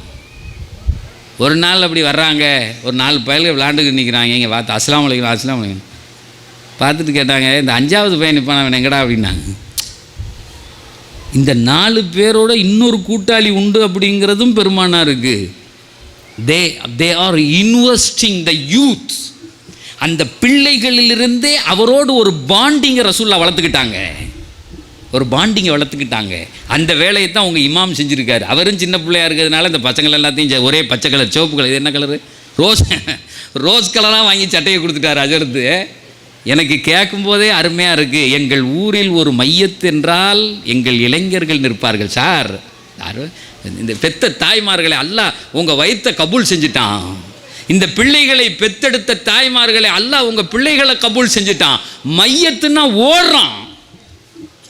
ஐயோ என்னை பிடிச்சிக்குமா ஜின்னுங்கிறான். இந்த ரூஹு வந்துருமாங்கிற இடத்துல இந்த இந்த நீங்கள் பெற்றெடுத்த இந்த பிள்ளைகள் ஊரில் உள்ளவர்களை தொட்டு தடவி அடக்குகிறார்களே, அல்லாஹ் அவங்க ஊரை கபூல் செஞ்சுக்கிட்டான் சார். இந்த மதரசா ரொம்ப லேட்டு, இந்த நிஸ்வான் லேட்டு, என்னைக்கோ ஆரம்பிச்சிருக்க வேண்டியது. சகோதரர்களே, அப்போ அந்த பேரப்பிள்ளைய மடியில் உட்கார வச்சுருந்தாங்க எங்கள் ரசூல்லா. ஒரு தடவை இப்படி உட்கார வச்சு கொஞ்சிக்கிட்டு இருந்தாங்க. ஹசன் ஹுசைன் இப்படி மேலே உட்காரு. ஒரு அரபி, காட்டரபி வந்தார். இப்படி வந்துட்டார் பள்ளியாசலுக்குள்ளே. வந்துட்டு இப்படி பார்க்குறாரு, பிள்ளைகள் துடையில் கொஞ்சிக்கிட்டு இருக்காங்க. உடனே அவர் சொன்னார், என்ன முகம்மதே அப்படி பேசுவாங்க, காட்டரபி தானே. இன்றைக்கும் கூட வெளிநாடுகளில் இருக்கவங்களுக்கு தெரியும்ல, இன்றைக்கும் முஹ்மாஃபிம்மா, மண்டையே இல்லாதவன்மா. அரபு நாடுகளுக்கு போனால் அவங்களுக்கு எதுவும் புரியாது. பிதூன் அப்படிம்மா, பெடோயின்னா அந்த கிராமவாசிகள், அவங்களுக்கு எதுவும் விளங்காது. ரசூல்லாவை பார்த்து கேட்டான், நீங்கள் ஒரு ஆம்பளையான்னா. எப்படி கேட்டான்? நீங்கள் ஒரு ஆண்மகனா கேட்டான். ரசூல்லா எப்படி பார்க்குறாங்க, பக்கத்தில் யாருமே இல்லை, உமர் இல்லை. அறுத்துருப்பார் கழுத்தை, ஆடு இருக்கிற மாதிரி அறுத்து தொம்முன்னு போட்டிருப்பார். யாரை பார்த்து என்னடா கேள்வி கேட்டேன்னு யாரும் இல்லை. எங்கள் ரசூல்லா என்றைக்குமே யார் எப்படி பேசினாலும் அவருக்கு அழகாக பதில் சொல்லுவாங்க. ஏன் தான்னு கேட்டாங்க. இல்லை, பொதுவாக அரபு வம்சத்தில் பெண்கள் தான் குழந்தைகளை கொஞ்சுவார்கள், முகம்மது கொஞ்சுகிறாரே என்ன செய்தின்னு கேட்குறாமே. நான் சொல்கிறது விளங்குதா? ஆண்கள் அப்படின்னு சொல்லிட்டு அவர் சொல்கிறார், எனக்கு 10 பிள்ளைகள் உண்டு, நான் ஒரு பிள்ளையை கூட முத்தம் போட்டதில்லை. என்ன நான் ஆம்பிள்ளை அப்படி சொல்கிறார். நான் ஆம்பிள்ளையா? 10 பிள்ளை இருக்குது, ஒரு பிள்ளை அவெல்லாம் என் பொண்டாட்டி பார்த்துக்குவா, நான் எதுக்கு முத்தம் போடணும்? அது பெண்களின் குணம், குழந்தைகளை வளர்ப்பது. முகம்மதே என்ன பிள்ளைகளை தூக்கி வச்சுட்டு முத்தம் போட்டுக்கிட்டு இருக்கே. எங்கள் ரசூல்லா அப்போ அந்த அவரை பார்த்து ஒரு செய்தி கேட்டாங்க, ஏன்பா உன் மனசில் இரக்கம்ங்கிறதே ஒன்றும் இல்லையா? குழந்தைகளுடைய முகத்தை பார்த்தா அந்த பிஞ்சு உள்ளங்களை தூக்கணும், முத்த என்ன அல்லாஹ் உனக்கு ரஹ்மத்தே வைக்கலையா, என்னையா நீ அப்படின்னு கேட்குறாங்க. அன்னைக்கு ஆரம்பிச்சது இஸ்லாமிய சகோதரர்களை விளங்கிங்க, அன்னைக்கு ஆரம்பிச்சது. இன்னைக்கு வரையும் நீங்கள் அரபு நாட்டுக்கு போனீங்கன்னா ஒரு அரபி தன்னுடைய பிள்ளையை 1000 தடவை முத்தம் போடுவான். 1000 தடவை முத்தம். உங்கள் ஊரில் நல்ல வெளிநாட்டில் இருப்பாங்கல்ல, நீங்கள் துபாயில் சவுதியிலலாம் பார்த்துருப்பீங்க, தூக்கி தூக்கி தூக்கி தூக்கி தூக்கி தூக்கி முத்தம் போட்டுக்கிட்டே இருப்பான். அவ்வளோ சேட்டை பண்ணும் அந்த ஊர் பிள்ளைகள். அரபு நாட்டு பிள்ளைகள் என்ன சேட்டை பண்ணுவான்னு உங்களுக்கு தெரியும், கடுமையான சேட்டை பண்ணுவான். ஆனால் அரபி தூக்கி முத்தம், தூக்கி முத்தம், தூக்கி முத்தம் கொஞ்சுவான், அப்படியே வச்சுக்குவான். என்ன ஏன்?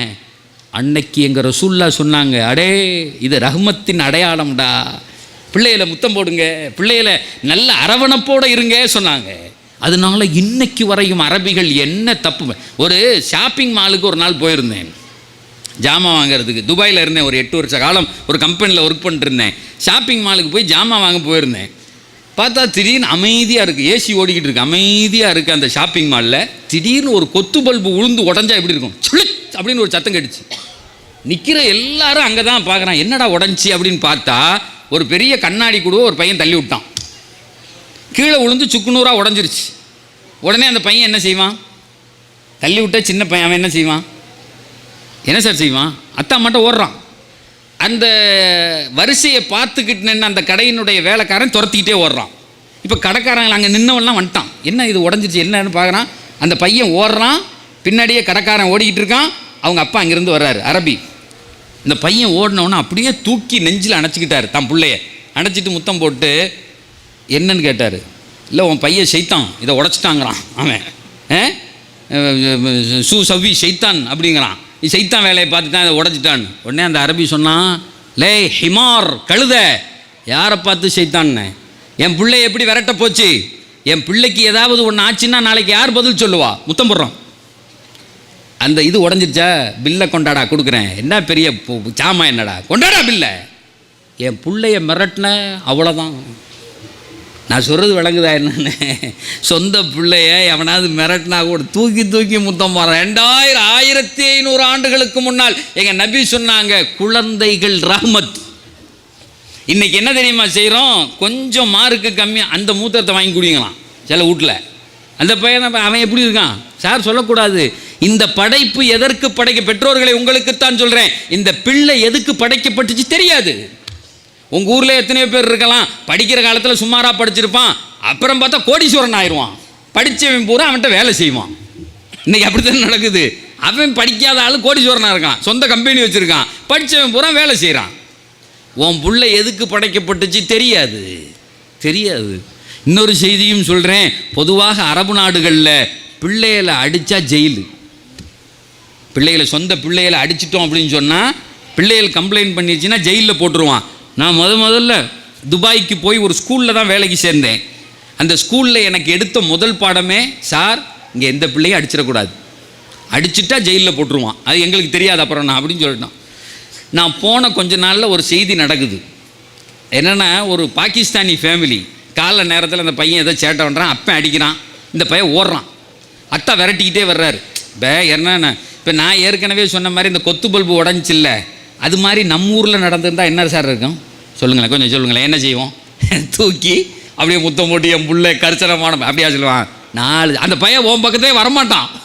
எங்கள் அப்பா ஐயோ வேணாம், இந்த ஆள் 4 சாத்துவான். இவன் அடிக்கிறது மட்டுமல்ல, 2 பேரை கூப்பிட்டு இப்படி ஒரு பிள்ளைய பார்த்து இங்கே வாங்க சாத்துங்க இவனை அப்படின்னு சொல்லுவான். அப்படி சொல்லுவோம்ல நம்ம, அப்படி தூக்கி முத்தம் போட்டுருவோமாக்கும் நம்ம. அப்போ அந்த பாகிஸ்தானி என்ன செய்கிறான்னா, பையனை அடிக்கிறான். இந்த பையன் விறுவிறுன்னு ஓடியாடுறான். அவர் அடி தாங்க முடியாமல் ஓடியாந்து கதவை திறந்துட்டு வெளியே வந்துட்டான் ரோட்டுக்கு. அந்த நேரம் போலீஸினுடைய கார் இப்படி வருது. வந்தவன் நிப்பாட்டி அந்த பையனை கூப்பிட்டு கேட்குறான், கியா ஹுவா, என்ன நடந்துச்சு? கியா பை கியா ஹுவா அப்படிங்கிறான். என்ன நடந்துச்சு? வாட் ஹேப்பன்ட், என்ன நடந்துச்சு? எங்கள் அத்தை அடிக்கிறாரு, ஹீ இஸ் பீட்டிங் மீ. அவன் சொல்கிறான், என்னை பெற்றவர் அடிக்கிறாரு. உடனே போலீஸ் ஒன்றும் சொல்ல, இறங்கினா கீழே வந்தான். யார் என்ன ஏன் அடிக்கிற அப்படின்னா, அது இல்லை அப்படின்னா, வண்டியில் ஏறியா அப்படின்னு ஏற்றி கொண்டு போயிட்டான். யாரை? நடந்தது துபாயில். வண்டியில் அத்தாவை ஏற்றி கொண்டு போயிட்டான். இந்த பையன் திரும்ப போனால் வீட்டில் உட்காந்து விளையாடிக்கிட்டே இருக்கான். அந்த அம்மா கிச்சனில் ஏதோ சமைச்சிக்கிட்டு ரொட்டி கிட்டிலாம் சமைச்சு தால்லாம் சமைச்சு அது அங்கேருந்து வந்து, டே அத்தா எங்கடா சாப்பிட்றதுக்குன்னு கேட்டா, அந்த பையன் அழகா சொன்னேன், என்னை அடிச்சான்ல, முஜே மார் கயா முஜே மாறா உன்னை போலீஸ் வாலே லேக்கு சலே கொண்டு போயிட்டான்யா போலீஸ். இந்த ஆள் வார் தூக்கிட்டு போயிட்டான். இந்த அம்மாவுக்கு ஒரு அத்தா எங்கடா, போலீஸ் கூப்பிட்டு போயிட்டாருமா, அச்சாரில் அப்படிங்க அவன். இந்த அம்மா பார்த்துச்சு, ஐயோ அந்த ஆளை எங்கடா கொண்டு போய் வச்சான்னு புர்காவை நடந்தது புர்காவை மாட்டிக்கிட்டு ஓடுது போலீஸ் ஸ்டேஷனுக்கு. போய் அங்கே பார்த்தா லாக்கப்பில் உட்கார வச்சுருக்கான். ஆள் அங்கே இருக்கார், எத்தாப்பில் லாக்கப் உள்ளே கிடக்காரு. இந்த அம்மா போலீஸ்கிட்ட போய் சொல்லுது, ஐயா இவரை ஏங்க பிடிச்சிட்டு வந்தீங்க, இவன் புரிச்சங்க விடுங்க அவர் அப்படி விடுங்கன்னு. அவன் போலீஸ்காரன் கேட்டிருக்கான், உன் புருஷனா இவன் கூடயா நீ வாழ்கிற அப்படின்னு இருக்கான். ஆமாம் இவர் தான் என் புருஷன். இந்த ஆள் லூஸ் ஆச்சேன்னு இருக்கான். போலீஸ்காரன் சொல்லியிருக்கான், இவன் ஒரு லூஸ் ஆச்சேன்னு. இந்த அம்மா சொல்லியிருக்கு, எனக்கு மட்டும் தெரிஞ்சது பரவாயில்ல, இன்றைக்கி உங்களுக்கும் தெரிஞ்சிருச்சு. அப்படி தானே சொல்லுவாளுங்க. சந்தர்ப்பம் சாக்கு பார்த்து எப்போ கிடைக்குதோ நல்லா வச்சு சாத்திர வேண்டியது. இந்த ஆள் லூசா? அப்போ இல்லைங்க அவர் நல்ல ஆள் தான், விட்டுருங்க. பிள்ளைகளை அடிக்கிறவன் எப்படி நல்லவனாக இருப்பான்? அவன் கேட்டிருக்கான் போலீஸு, அவன் லூஸு தானே. உன் புருஷனை கொண்டு போய் கவர்மெண்ட் ஆஸ்பத்திரியில் காமிச்சு ஃபிட் ஃபார் லைஃப் அப்படின்னு சர்டிஃபிகேட் வாங்கி இந்த ஆள் லூஸ் இல்லை அப்படின்னு சொன்னால் மட்டும்தான் விடுவோம், இல்லைன்னா விடமாட்டோன்ட்டான். இதை கூட்டிகிட்டு போய் ஆஸ்பத்திரியில் காமிச்சோன்னா அப்புறம் இந்த ஆள் நல்ல ஆள் தான் அப்படின்னு சொன்ன உடனே அப்புறம் கூப்பிட்டு இங்கே இனி பிள்ளைய அடிக்கிற வேலைலாம் பண்ணிக்கக்கூடாது அப்படின்னு ஃபோன் நம்பர் எழுதி பையன் கையில் கொடுத்து, இந்த ஆள் அடிச்சான்னா எங்களை கூப்பிடியான் இருக்கான். எப்படி பாருங்க, நான் சொல்கிறது விளக்குதா? இப்போ நம்ம ஊர்லலாம் இப்படி இருந்துச்சுன்னா என்ன நடக்கும்? நடந்துச்சு அப்படி ஒன்று. ஏர்போர்ட்டில் ஒரு வருஷம் வர்றதுக்காக வேண்டி நிற்கிறேன். ஏர்போர்ட்டில் வந்து துபாய் ஏர்போர்ட்டில் நின்றுக்கிட்டு இருக்கேன். பயலுக்கு விளையாடிட்டு இருக்கான். எப்படி விளையாடுறான்? சாப்பாடு போட்டு சாப்பிட்ற மாதிரி இருக்கு அந்த தரை. இங்கே காலை வைக்கிறான், சறுக்கிட்டு போகிறான், அங்கே டம்முன்னு போய் இடிக்கிறான். அங்கேருந்து ஒரு காலை வைக்கிறான், இங்கே சறுக்கிட்டு போய் டம்முன்னு விழுகுறான். யாரும் கேட்க மாட்டாங்க அந்த பிள்ளைகள் அப்படி விளையாடினா. துபாய் ஏர்போர்ட்டில் எனக்கு ஒரு ஆளுக்கு முன்னாடி ஒருத்தர் நின்றுட்டு இருந்தார். அவர் கேட்டார், இந்த ஊர் பயல்கள்லாம் பூரா சைத்தானா இருப்பான் போல்க. அவர் சொல்கிறாரு, ஒரு பேர் கேட்க மாட்டேங்கிறான், இவருங்க ஏர்போர்ட்டையே உடச்சி போடுவாங்க போல்க, இப்படி அங்கிட்டு இங்கிட்டு ஓடிக்கிட்டு இருக்கானே அப்படின்னு எனக்கு முன்னாடி உள்ள ஒருத்தர் சொல்கிறாரு. முன்னாடி முதல் காலுக்கு முதல் ஆள். நான் சொன்னேன், இங்கே அப்படிலாம் கேட்க முடியாதுங்க, கேட்டால் ஜெயிலில் வச்சுருவான்னு நான் சொன்னேன். அவருக்கு ஜெயிலில் வச்சுருவான்னு. உடனே அந்த ஆள் அப்படின்னு பார்த்துட்டு என்னை திரும்பி, என்ன பாய் சொன்னீங்கன்னாரு. அப்போ தான் பார்க்குறேன், லியோனி நம்ம ஊரில் பட்டிமன்றம் நடத்துவார்ல, அவர் அங்கே ஏதோ பட்டிமன்றத்துக்கு வந்திருக்காரு. எனக்கு ஒரு ஆளுக்கு முன்னாடி நிற்கிறாரு. என்ன பாய் சொன்னீங்கன்னா அப்போ தான் பார்க்குறேன் இவரை பார்த்த மாதிரி லியோனி. இல்லை சார், இங்கே பிள்ளையெல்லாம் அடிக்கக்கூடாது சார், எதுவும் திட்டவும் கூடாது, போலீஸ் வந்தால் நம்மளை பிடிச்சிட்டு போயிடுவான், இந்த ஊரினுடைய கானூன் அது, சட்டம் அது அப்படின்னு சொல்லி சொன்னேன். உடனே அந்த ஆள் சொன்னான் பாருங்க ஒரு பதில் எனக்கு, சார் இந்த சட்டம்லாம் நம்ம ஊரில் எப்போ சார் வரும், இந்த சட்டம்லாம் நம்ம ஊரில் இருந்தால் எங்கள் அப்பா 365 நாள் ஜெயிலில் தான் சார் இருந்திருப்பான். யார் அந்த ஆள் பட்டிமன்றத்தில் பேசுவார்ல, அதே மாதிரியே சொல்கிறாரு. நடந்து போனால் ஏன்டா நடந்தேன்னு ஒரு அடி அடிப்பார், உட்காந்துருந்தா ஏன்டா உட்காந்துருக்கேன்னு அடிப்பார். அப்போல்லாம் உடனே ஒரு ஃபோன் பண்ணி போலீஸ் இங்கே வாங்கன்னா எங்கள் அப்பா உள்ளே இருப்பான், சந்தோஷமாக இருக்கு. நான் சொல்கிறது விளங்குதுங்களா? பெருமானார் கொண்டாட சொன்னார்கள், இன்றைக்கு வரையும் உலகம் கொண்டாடுகிறது. எங்கள் ஹதீஸில் வருது, நாயம் ஸல்லல்லாஹு அலைஹி வஸல்லம் சொல்கிறாங்க, மன்கான லஹு சபியுன் பல் யதசாபா லஹு. எந்த வீட்டில் குழந்தைகள் இருக்கிறார்களோ பெற்றோர்கள், அந்த வீட்டின் மாமாக்கள், அந்த வீட்டின் அத்தாக்கள், பெரியத்தா சின்னத்தா, கொஞ்ச நேரம் குழந்தைகளாக மாறுங்கள். நாங்கள் வாட் எ வண்டர்ஃபுல் வேர்ல்ட். இந்த ஹதீஸை நீங்கள்லாம் கேள்விப்பட்டிருப்பீங்களானே தெரியாது. மன்கான லஹு சபியுன், எந்த வீட்டில் குழந்தை இருக்கிறதோ ஃபல் யதசாபா லஹு, அந்த வீட்டில் தாய்மார்கள் குழந்தைகளாக மாறட்டும், குழந்தைகளாக மாறட்டும். நாயம் ஸல்லல்லாஹு அலைஹி வஸல்லம் பின்னாடி முதுகில் தூக்கி வச்சு யானை ஓட்டின வரலாறுகள் உண்டு. குழந்தைகளை அவங்க கூட பல விளையாட்டுகள் அந்த சொல்லிட்டு விட்டு வந்தால ஒரு இடத்துல, நான் பேச்சாளர், எங்கே விட்டனோ அங்கே போய் கூட்டம். அந்த 4 பசங்க நின்னாங்கல்ல, 5வது ஆள் அட்ரஸ் கேட்டாங்கல்ல எங்கள் ரசூலில், 5வது ஆள் எங்கேயா அப்படி கேட்குறாங்க. கேட்ட உடனே அதில் ஒருத்தர் சொன்னார், அவங்க வீட்டில் ஒரு மையத்து அப்படின்னா. ஒரு பையன் என்ன சொல்கிறான், அவங்க வீட்டில் ஒரு மையத்து இருக்கிறதே 3 தெரு, மதீனால மக்கால 3 தெரு. யார் மையத்தாக இருந்தால் முதல்ல இங்கே தான் வந்து சொல்லுவாங்க ரசூல்லாட்ட. மையத்தா யாரா இறந்துட்டான்னு கேட்ட உடனே அந்த பையன் உடனே பதில் சொன்னான், அவன் வளர்த்துக்கிட்டு இருந்த குருவி இறந்து போச்சுன்னா. பிள்ளை தானே, அதுக்கு என்ன தெரியும்? அவன் சொல்கிறான் குருவி இறந்து போச்சுங்கிறான். உடனே நாயம் ஸல்லல்லாஹு அலைஹி வஸல்லம் அப்படியா, வாங்க அந்த வீட்டில் போய் பார்த்துட்டு வரலான்னு கிளம்பி போகிறாங்க. அங்கே தான் எங்கள் ரசூல்லா நிற்கிறாங்க சார். எங்கள் ரசூல்லாவினுடைய ஹியூமானிட்டி சொல்கிறாங்க, வாங்க தான் அந்த வீட்டுக்கு போவோம், அவரை கூப்பிட்டு விசாரிச்சுட்டு வருவோம். வீட்டுக்கு போயாச்சு. இப்போ போய் உள்ளே ஒருத்தன் கூப்பிட்டு வர்றான், ரசூல்லா அவனை தேடி வந்திருக்கான் வாயா அப்படின்னு கூப்பிட்டு வர்றான். 3 பின்னாடி நிற்கிது, 3 பிளம்மு, 3 வயசில் உள்ளது, 4 வயசில் உள்ளது பின்னாடி நிற்கிது. உலகத்தையே ஆண்ட எங்கள் ரசூல்லா முன்னாடி நிற்கிறாங்க. ஒருத்தர் போய் கூப்பிட்டு வர்றாரு. கூப்பிட்டு வந்தோடனே எங்கள் நாயம் ஸல்லல்லாஹு அலைஹி வஸல்லம் கேட்டாங்க, என்னத்தான் ஆச்சு, என்னத்தான் ஆச்சு? யா உமைர் மா ஃபஅல பிக நுமைர். 1400 வருஷமாக ஹதீஸ் கித்தாபுகளில், வரலாறு கித்தாபுகளில் இந்த பேரை பதிவு பண்ணுறாங்க. அவர் யாருன்னு தெரியாது, ஆனால் எங்களுக்கு தெரியும், உமைர் என்பவர் இருந்தால். யா உமைர் மா ஃபஅல பிக நுமைர், யா உமைர் மா ஃபஅல பிக நுமைர். கண்ணே உமைரே, உன் குருவி என்னத்தான் ஆச்சு கேட்டாங்க. உன் குருவி என்னத்தான் ஆச்சு சார்? எங்கள் ரசூல்லா அதை கேட்கும் போதே எங்களுக்கெல்லாம் அப்படி அந்த பிள்ளைகளை இன்வெஸ்ட் பண்ண அந்த சிந்தனை. உடனே அந்த பிள்ளை அழுகிறான், நான் வச்சுருந்தேன் ஒரு குருவி வாங்கிட்டு வந்தேன், அது இப்படி செத்து போச்சு அப்படி இப்படி சொல்கிறான். உடனே தன்னுடைய அந்த நுபுவத்தினுடைய முபாரக்கான கையை வச்சு தலையில் தடவுறாங்க. ஒன்றும் வருத்தப்படாததா, இன்னொரு குருவி நான் வாங்கி தரேன், அது நீ வளரு அப்படி சொல்கிறாங்க. அவரை ஆற்றுப்படுத்துகிறார்கள். நான் வாங்கி தரேன், இன்னொன்று வளருத்தா நீ. ஆனால் அன்னைக்கு பேசினாங்கல்ல பெருமானார், கூப்பிட்டு சொன்னாங்கல்ல, யா உமைர் மா ஃபஅல பிக நுமைர். இன்னைக்கு வரையும் உலமாக்கள் படிக்கிறார்கள், உலக மக்கள் படிக்கிறார்கள். அந்த பேரை அவரை அந்த பையனிடத்தில் பேசின அந்த வரலாறை உலகமே படிக்கிறது.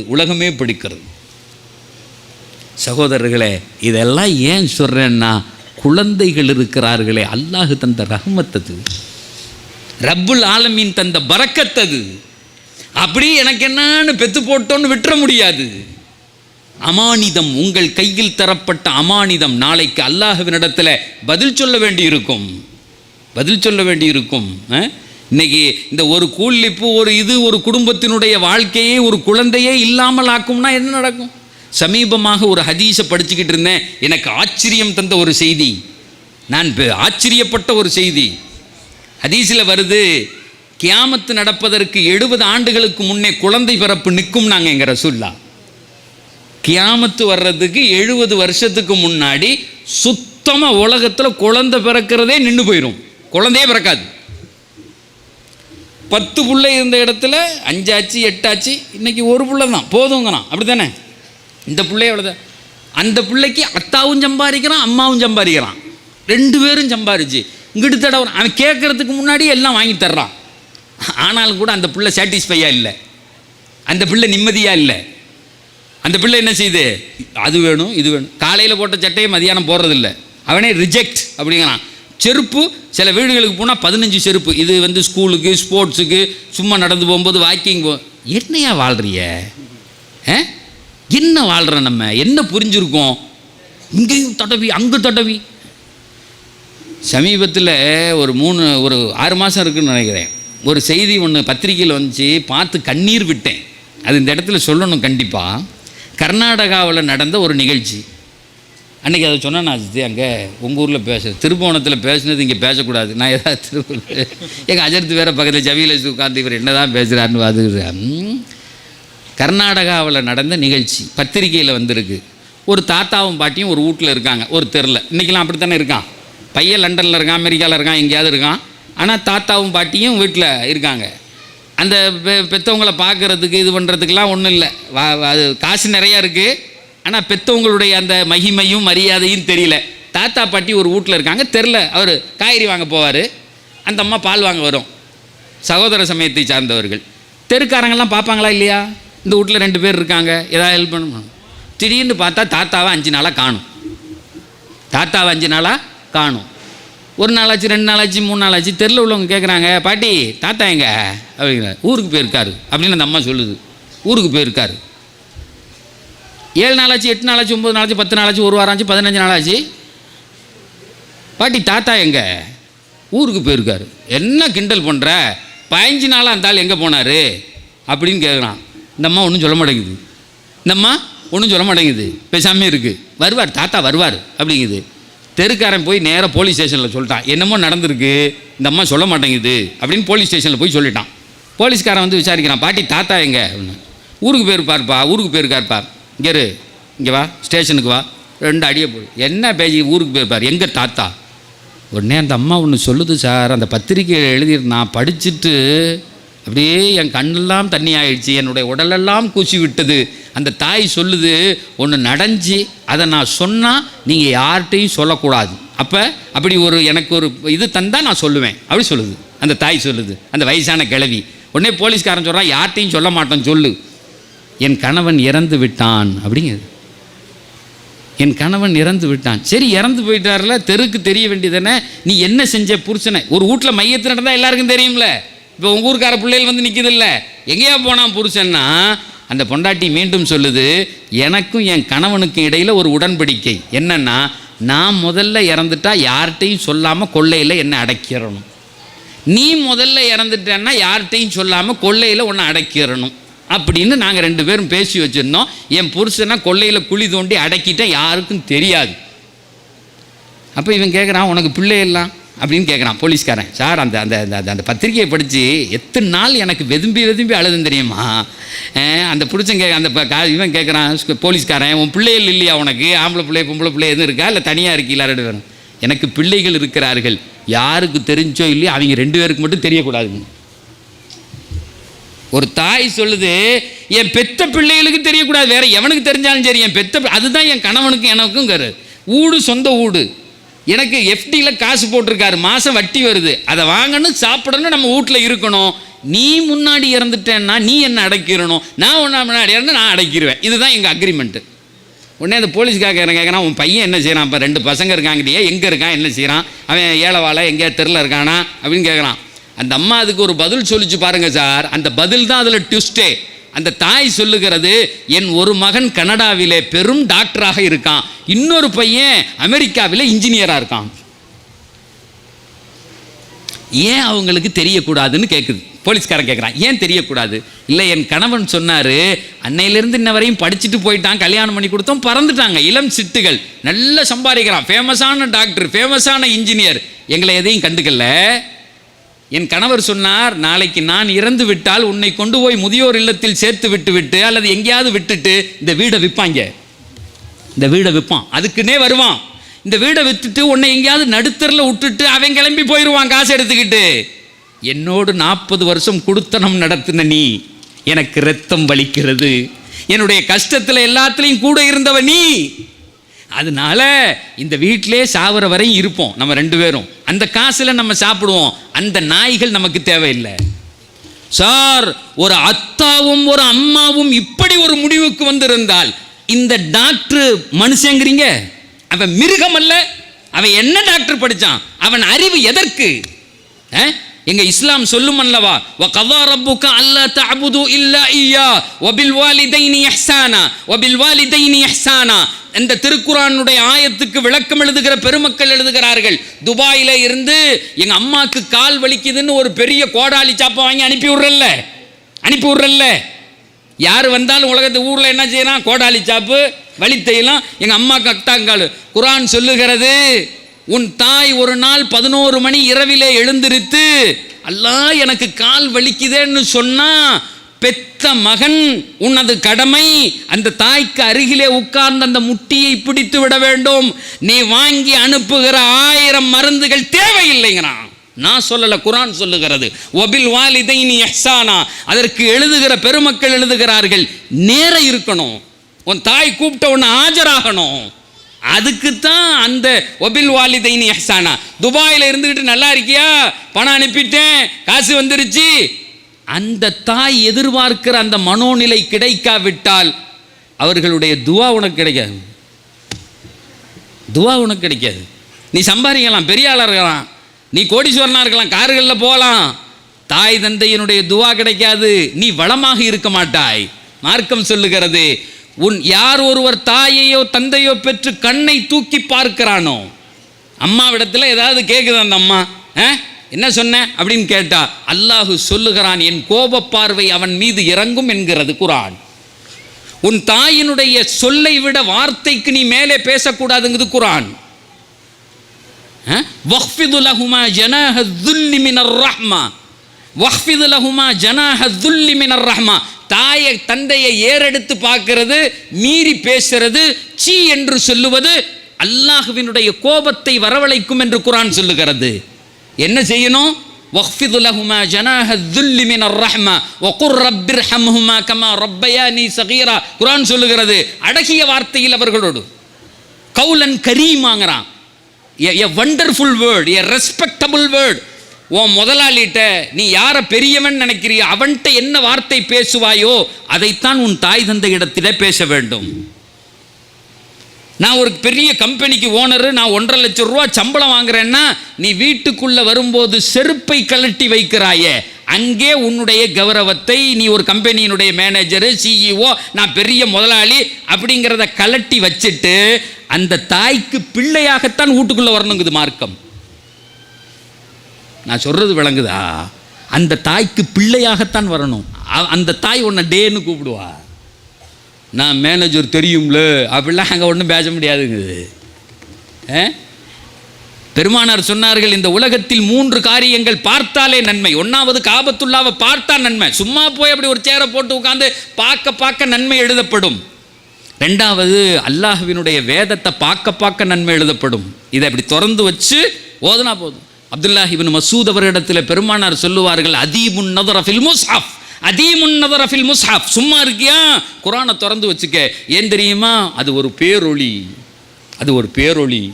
அதை பார்த்துக்கிட்டே இருந்தால் நன்மைகள் எழுதப்படும். உன் கண்ணினுடைய ஒளி நீ வாழுகிற வரை எடுக்கப்படாதுன்னாங்க குர்ஆன்ல. நீ குர்ஆனை பார்த்துக்கிட்டு இருந்தா உன் வீட்டில் ரஹ்மத்துடைய மலக்குகள் இறங்குவாங்கன்னாங்க, அல்லாஹ்வினுடைய பேரருள் இறங்கும்னாங்க, நோய் வராதுன்னாங்க, வறுமை வராதுன்னாங்க. ஒரு காலம் இருந்தது, சாதாரணமாக நம்மெல்லாம் இருந்தோம், குர்ஆன் ஓதுற சத்தம் எல்லா வீட்டிலேருந்து வெளியே கேட்குமா இல்லையா? யாசின் ஓதுவாங்க, பொம்பளைகள் வாக்கியா ஓதுவாங்க, குர்ஆன் ஓதுற சத்தம் கேட்டுக்கிட்டே இருக்கும். அல்லாஹ் இவ்வளவு பெரிய வீடுகளை தந்தான், வாகன வசதிகளை தந்தான், செல்வங்களை தந்தான், ஆரோக்கியமான வாழ்க்கையை தந்தான். அவ்வளோதையும் விட்டமே. இன்னைக்கு ஓதுறதுன்னா கிளை உள்ளதுன்னு கேட்குறோமே, அந்த வேலையை செய்கிறதுக்கு தான் இந்த மதரசா. அதை மீண்டும் துவங்கிறதுக்கு, உங்களை கோடீஸ்வரர்கள் ஆக்கிறதுக்கு, உங்களை ஆரோக்கியமாக ஆக்குவதற்குத்தான் இந்த மதரசா இப்போது ஆரம்பிக்கப்படுகிறது. இப்போ 3வது எங்கள் ரசூலுல்லாஹ் சொன்னாங்க, நீங்கள் இந்த உலகத்தில் பார்த்தாலே நன்மை எது தெரியுமா? உன்னை பெற்ற தாயும் தந்தையும். நாங்கள் உன்னை பெத்த அம்மாவை அத்தாவை ரஹ்மத்தான கண்ணோட ஒரு தடவை பார்த்தா ஒப்புக்கொள்ளப்பட்ட ஹஜ்ஜின் நன்மை கிடைக்கும். நாங்கள் ஒப்புக்கொள்ளப்பட்ட ஹஜ்ஜின்னு சார் இன்னைக்கு கவர்மெண்ட்டில் போகிறதுக்கே 4.5 லட்சம் ரூபா, தனியாரில் போனால் 10 லட்சம் ரூபா கேட்குறான் ஹஜ்ஜிக்கு போகிறதுக்கு. அப்படியே போய் அங்கே எந்த பெண்ணையும் பார்க்காம அல்லது ஒரு பெண் அந்நியர்களை பார்க்காம அப்படி இபாதத் செஞ்சு கரெக்டாக இருந்து அதெல்லாம் தெரியாது. நம்ம ஹஜ்ஜி ஏற்றுக்கொள்ள போகிறோம், எல்லாம் ஏற்றுக்கணும், மன்னிச்சு ஏற்றுக்கணும், அப்படிதான் அவ்வளோதான். இத்தனை லட்சம் ரூபா செலவு பண்ணி ஃப்ளைட்டு பிடிச்சி 15 நாள் 40 நாள் அங்கே போயிருந்து இவ்வளவு கஷ்டங்களையும் பட்டு கூட்டத்தில் நெரிச்சு கல்லெறிய போக முடியாது, படாத பாடுபட்டு ஹஜ்ஜி. எங்கள் ரசூல்லா சொன்னாங்க ஏற்றுக்கொள்ளப்பட்ட ஹஜ்ஜின்னாங்க. உடனே ஒரு சஹாபி கேட்டார், யார் ரசூல்லா, எங்கள் அம்மா வீட்டில் தான் இருக்குது, ஒரு நாளைக்கு வீட்டுக்குள்ளே போகும்போது வரும்போது 50 தடவை பார்க்குறேன், 50 ஹஜ்ஜா? 50 ஏற்றுக்கொள்ளப்பட்ட நன்மை கிடைக்குமா? ஒரு ஹஜ்ஜி செஞ்சாலும் எல்லாம் நமக்கும் நரகத்துக்கும் இடையில எத்தனையோ வருஷத்தை தள்ளிடுவான். ஏற்றுக்கொள்ளப்பட்ட ஹஜ்ஜுக்கு 50 தடவை பார்க்குறேன்னே 50 ஹஜ்ஜான்னு கேட்டார். உடனே ரசூல்லா சொன்னாங்க, அல்லாஹு அக்ஸர், அல்லாஹு அக்ஸர், அல்லாஹு அக்ஸர். அடே 50 தடவை என்னையா? 1 லட்சம் தடவை உன் தாயை தந்தையை ரஹ்மத்தான பார்வையோடு பார்த்தால் 1 லட்சம் ஒப்புக்கொள்ளப்பட்ட ஹஜ்ஜுன்னாங்க. சார் இன்னைக்கு யோசிச்சு பாருங்க, எந்த வீட்டில் தாயும் தந்தையும் இல்லையோ மஹ்ரூம் பரக்கத்து போச்சு. எங்கள் வீட்டில் எங்கள் அத்தா இல்லை, எங்கள் அம்மா இல்லை, நான் யாரை போய் பார்ப்பேன்? அல்லாஹ் ஹஜ்ஜி செய் போச்சே. இதை சொல்லித்தரதுக்கு தான் இந்த மதரசா, இதை சொல்லித்தரதுக்கு தான் இந்த மதரசா. இந்த பிள்ளைகளை உருவாக்குறது இதைத்தான் இங்கே சொல்லி தந்தாங்க. இவ்வளவு நாள் உங்கள் பிள்ளைகள் எப்படி நடந்ததோ மாறி நடப்பார்கள். நான் போகிற ஊரில் சொல்கிறது, உங்கள் பிள்ளை படிச்சுட்டு வந்தோடனே அது சொல்லேன், அம்மா சீரியல் பார்க்காத சொல்லும். சீரியல் எங்கள் அஜர்த்து சொன்னாங்க, உஸ்தாது பி சொன்னாங்க சீரியல் பார்க்கக்கூடாதான் அப்படின்னு சொன்னேன். உடனே சொல்கிறது, இவ பெரிய அவுலியா அப்துல் காதர் ஜெயனானி வீட்டுக்கு பாடி போய் பாடு அந்த ரூமில் அப்படின்னு சொன்னேன்னா அப்புறம் எதுக்கு ஓத விட்ட? அப்போ அந்த புள்ள சொன்னோன்னா அமர்த்திடணும். அதை அல்லாஹ் சொல்லியிருக்கான், சொல்ல வந்திருக்கு ஒரு செய்தின்னு. அந்த டிவி அமர்த்தணும்ல கொஞ்சம் நேரம். சகோதரர்களே, இன்னைக்கு பெரிய தேவை இருக்கிறதே, இந்த பிள்ளைகளை முறையாக வளர்த்து கொண்டு போய். சார் அன்னைக்கு ஒருத்தர் சொன்னார், தஞ்சாவூரில் ஒரு ஆஸ்பத்திரிக்கு போயிருந்தேன். அந்த பஸ் ஸ்டாண்டுக்கு எதிர்த்தாப்புல ஒரு ஆஸ்பத்திரி இருக்குல்ல, அது என்ன பஸ் ஸ்டாண்டுக்கு மீனாட்சி ஆஸ்பத்திரிக்கு போயிருந்தேன் சார். அங்கே நடந்த ஒரு செயல் என் மனதை அப்படியே ரணப்படுத்தியது. உங்கள்கிட்ட சொன்னால் ஊர் பூரா சொல்லுவீங்க அப்படிங்கிறதுக்காக வேண்டி உங்கள்கிட்ட சொல்கிறேன் அஜர்த்துனார். சொல்லுங்க அண்ணே, என்னண்ணே சொல்லுங்க அண்ணே. இல்லை, ஒரு அத்தா நின்று அழுதுகிட்டு இருந்தார். அவர் அழுதது எனக்கு சங்கடமாக இருந்துச்சு, அழுகே வந்துருச்சு எனக்கு அப்படின்னாரு. நான் கேட்டேன், என்ன அழுதாரு, ஏன் அழுதார்? அவர் சொன்னார், 3 லட்சம் ரூபாய்க்கு வண்டி வாங்கி தராட்டி செத்து போயிடுவேன்னு சொன்னியடா. அந்த அத்தா சொல்லியிருக்காரு, 3 லட்சம் ரூபாய்க்கு வண்டி வாங்கி தராட்டி செத்து போயிடுவேன்னு சொன்னீங்க, 3 லட்சம் ரூபாய்க்கு வண்டி வாங்கி தந்தே செத்து போயிட்டியே. நான் சொல்கிறது விளங்குதா? எல்லா வீட்டு பிள்ளைகளும் இன்றைக்கி அப்படி தான் இருக்கான். அவன் காசில் அவன் சம்பாரித்து வாங்கணும்ல வண்டி. இன்றைக்கி நம்மளாம் நம்ம அத்தாட்ட கேட்ட முடியுமா? போடா உன் சம்பாத்தியத்தில் எம்பாரு. இன்றைக்கி பிறக்கும் போதே எல்லாம் அனுபவிக்கணும்னு நினைக்கிறான். 3 லட்சம் ரூபாய்க்கு வண்டி வாங்கி தராட்டி செத்து போயிடுவேன், நீ வாங்கி தந்தேன், நீயும் போன வண்டியும் போச்சு. போன ஒரு மாதத்துக்கு முன்னாடி ஒரு தக்கலையில் ஒரு ப்ரோக்ராம் நார்வேலுக்கு போயிருந்தேன். அதுக்கு 2 நாளைக்கு முன்னாடி அங்கே ஒரு செய்தியை சொல்கிறான். மேலப்பாளையத்துலேருந்து காவல் கிணறு 23 கிலோமீட்டர் நைட்டில் 12-11:30 மணிக்கு கிளம்பி டீ குடிக்க போயிருக்கான். 6 வண்டியில் வரும்போது ஆக்சிடெண்ட்டு. 2 வண்டியில் உள்ள பிள்ளைய ரோட்டோடு போயிட்டான். அதுக்கா பெற்று வளர்க்குறான்? அதுக்கா இவ்வளோ கஷ்டப்பட்டு இந்த பிள்ளைகளை பெற்று வளர்த்து ஆளாக்கி இவன் ரோட்டில் போய் போகிறதுக்கா? 23 கிலோமீட்டர் 11:30 மணிக்கு டீ குடிக்க போக வேண்டிய அவசியம் என்ன? அவசியம் என்ன? அப்போ அந்த வீட்டில் அந்த பிள்ளைகளை தேட மாட்டாங்களா? அந்த பெத்த தாயும் தாப்புன்னு என்ன தான் செய்கிறான்? கேட்கணுமா இல்லையா? கேட்கணுமா இல்லையா? சகோதரர்களே, இதெல்லாம் சொல்லித்தரத்துக்கு தான் இந்த மதரசாவை உருவாக்குவதற்கும், குறிப்பாக இந்த பிள்ளைகளை அவங்க அஜர்த்து அழகாக கையில் எடுத்திருக்காங்க. இன்றைக்கி வாலிபர்களை ஒழுங்குபடுத்த சொல்லித்தரணும் சில விஷயங்களை. எங்கள் ரசூல்லா சொல்லியிருக்காங்க, எல்லாத்தையும் சொல்லித்தந்தால் தான் அந்த பிள்ளைகளுக்கு தெரியும்.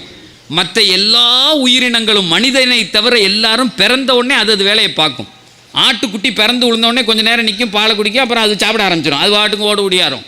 கோழி அதே மாதிரி தான், மாடு அதே மாதிரி தான், ஆடு அது எல்லாமே உலகத்தில் பிறந்த உடனே அது வேலையை பார்க்க ஆரம்பிச்சிடும். ஆனால் நம்மால் மட்டும்தான் ஒன்னொன்னையும் சொல்லிக் கொடுக்கணும். எப்படி தவந்து போகணும் சொல்லிக் கொடுக்கணும், எப்படி நிற்கணும் சொல்லிக் கொடுக்கணும், எப்படி நடக்கணும் சொல்லிக் கொடுக்கணும், எல்லாத்தையும் சொல்லிக் கொடுக்கணும். அந்த பிள்ளைகள் ஒரு வயசில் தெரியாது. எல்லாம் நடக்கக்கூடிய பிள்ளையாக இருந்தால் பூராத்தையும் எடுத்து வாயில் வைக்கும். வைக்குமா இல்லையா? இப்படியே வாயில் வச்சு பார்ப்பான். ஏன்னா அந்த சென்சரி ஆர்கன் மட்டும்தான் வேலை செய்யும். வாயில் வச்சு அது தொட்டு பார்க்கும், அது நக்கி பார்க்கும், இது என்ன வாசனையாக இருக்குது, அப்புறம் தூக்கி போட்டுரும். இந்த நக்கி பார்க்குற புள்ள வீட்டில் இருந்துச்சு அப்படின்னு சொன்னால் அப்பாவோட பைக் சாவி, கார் சாவி எல்லாம் அது வாய்க்குள்ளே தான் இருக்கும். நிறைய வீட்டிலேருந்து உள்ளேருந்து உருவாங்க. இவர் அப்பா வச்சுட்டு போயிடுவார் அவர் பாட்டுக்கும், அதை எடுத்து உள்ளே எல்லாத்தையும் இறக்கிடும். சாவி ஈவி எல்லாம் உள்ளே தான் இருக்கும். அது ஒரு சென்சரி ஆர்கன். அது கொஞ்சம் நாள் கழிச்சோடனே அது விட்டுரும். அப்புறம் கொஞ்சம் நாள் கழிச்சோடனே அது பிடிச்சி பார்க்கும். அதுக்கு ஒரு சரியும். திடீர்னு பார்த்தா அம்மாவோட செயினை பிடிச்சி பார்க்கும். பாரு, இந்த வயசுலேயே தங்கத்து மேலே ஆசை, நம்மளால் 1 கிராம் கூட வாங்க முடியாதுங்கிறானே. இப்போ 1.5 லட்சம் ரூபாய்க்கு விற்கிதா, எவ்வளோ விற்கிது? அது தங்கத்தை பிடிச்சி பார்க்கல, பிடிச்சி பார்த்து என்னங்கிறது தெரியும். இப்படி சென்சரி ஆர்கன் பார்க்கும் அந்த பிள்ளைகள். அப்போ ஒன்றையும் சொல்லி கொடுத்தா தான் அந்த பிள்ளை வளருது.